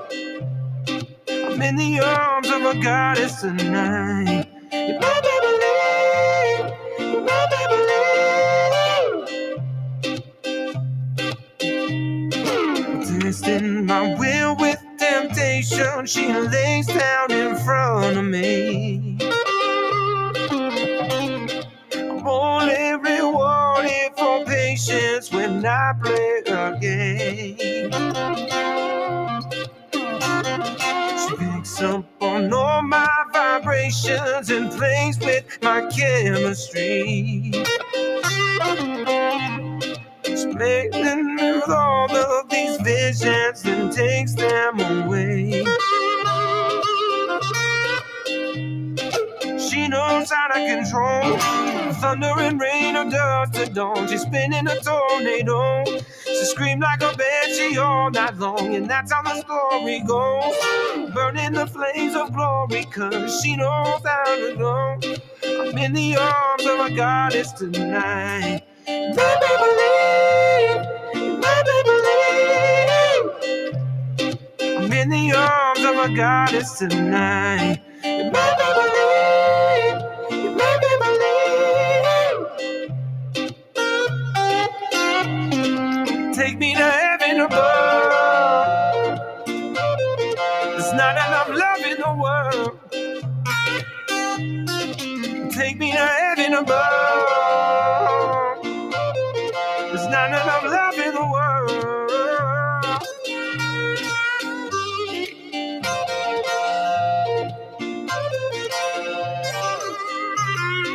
I'm in the arms of a goddess tonight.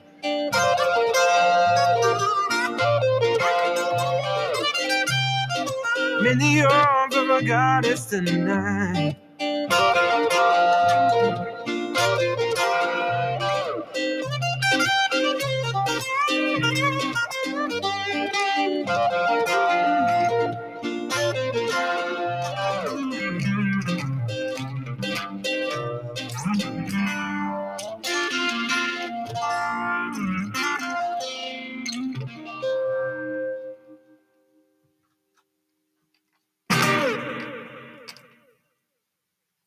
All right. Shout out to Marissa. Shout out to Jill. I love it. I love it. See how easy that was?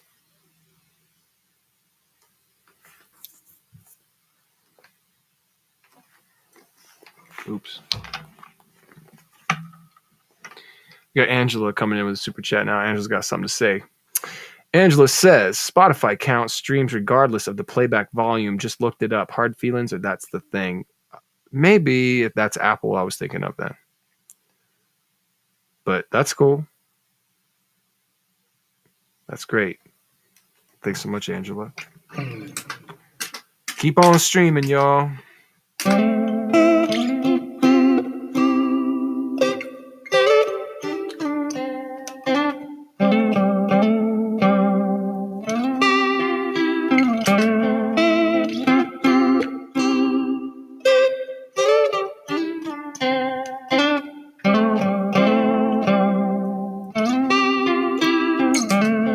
Heard it 1,000 times before. Another man approached you that you didn't ignore. He said he gave you his number, you didn't throw it away. That's just one of the many games you play. Yeah, there's a thing about loving you. Got to share you and I don't want to. Won't you do myself? Wanna be special to you like that. Oh, yeah, yeah. We were down at the local bar. We were having some beers and some laughs and shooting darts. I went up to the bar to go and pay the bill. When I came back, you were standing there talking to him. Yeah, that's the thing about loving you. Kinda evil and you know it too. I want you to myself. I wanna be special to you like that. Oh, yeah, yeah. You post a pic, I get so sick about it. Save some for me, come on, baby. Save some for me.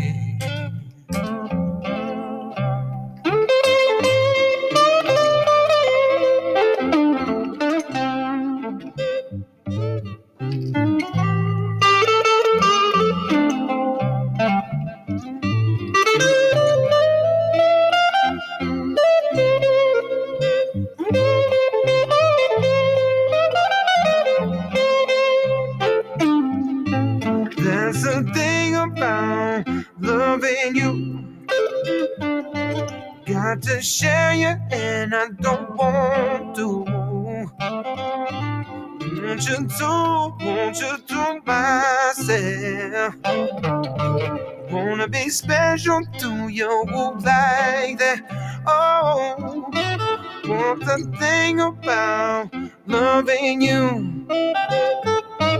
And the evil and you know it too.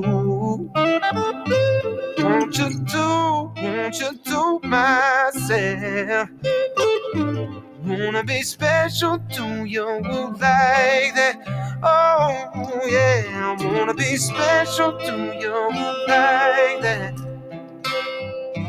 Wanna be special to you like that. Oh yeah, yeah.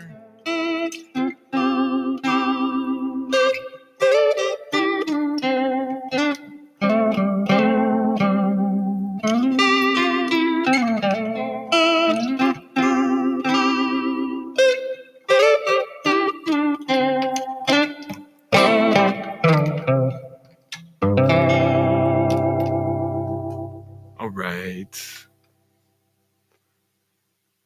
Shout out to our good friend Angela for that one.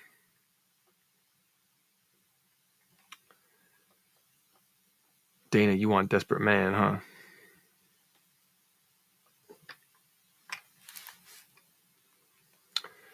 Keep smashing that like button, you guys. Share the live stream with your friends.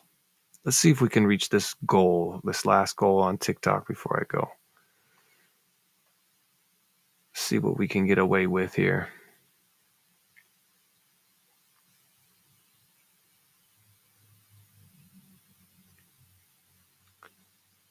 All right, let's see about this one.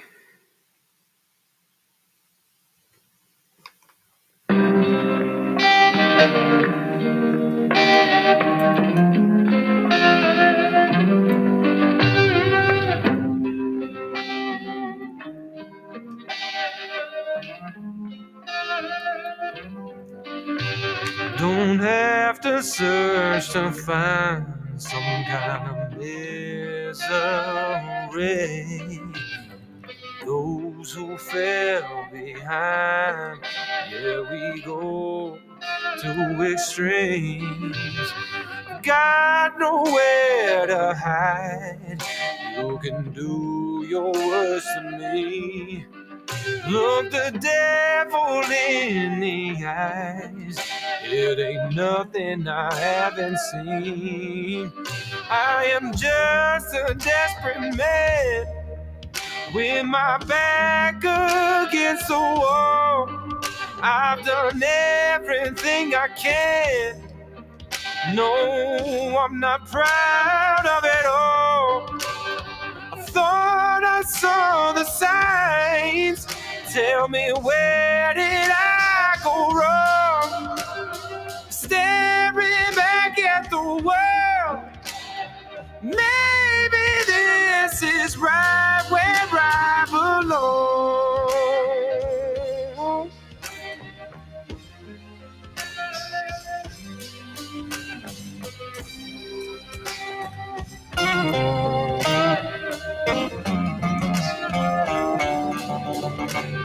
Oh, I've been on some highs, so I know when I'm in need.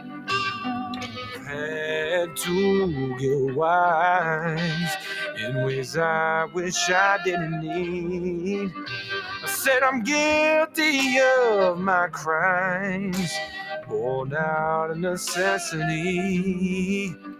Oh, you haven't grown a spine if you don't know what I mean. I am just a desperate man with my back against the wall. I've done everything I can. No, I'm not proud of it all. I thought I saw the signs. Tell me, where did I go wrong? Staring back at the world.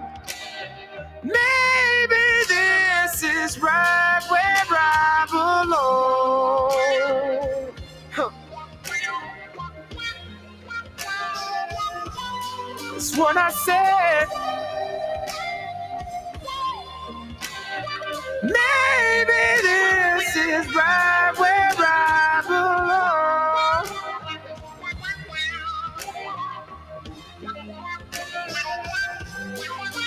Tell me, oh yeah. Maybe this is right where I belong.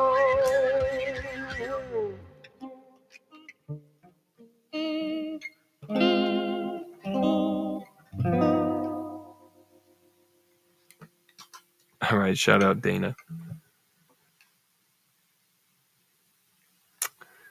That was for you.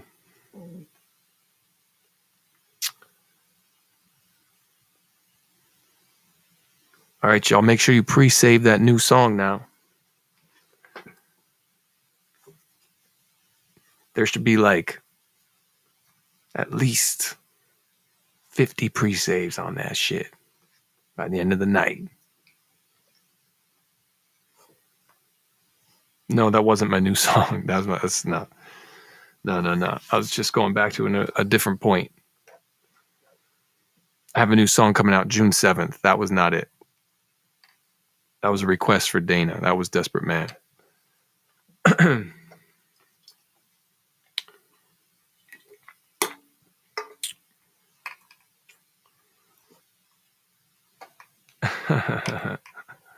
That's cute. Thanks, Lori. Well, what do y'all think? We're well over the 3-hour mark now. Should we come back again for another Thursday next week? Call it a day, huh? Thank you guys so much for tuning in for another Thursday night. Big thanks to Morris. Big shout out to Morris. Thank you so much, Morris, for coming on the show and sharing all of those amazing stories, which I'm sure there's endless. And all right, y'all. Well, big love. See you guys next week. Thanks for hopping on. Talk to you guys later. Peace out.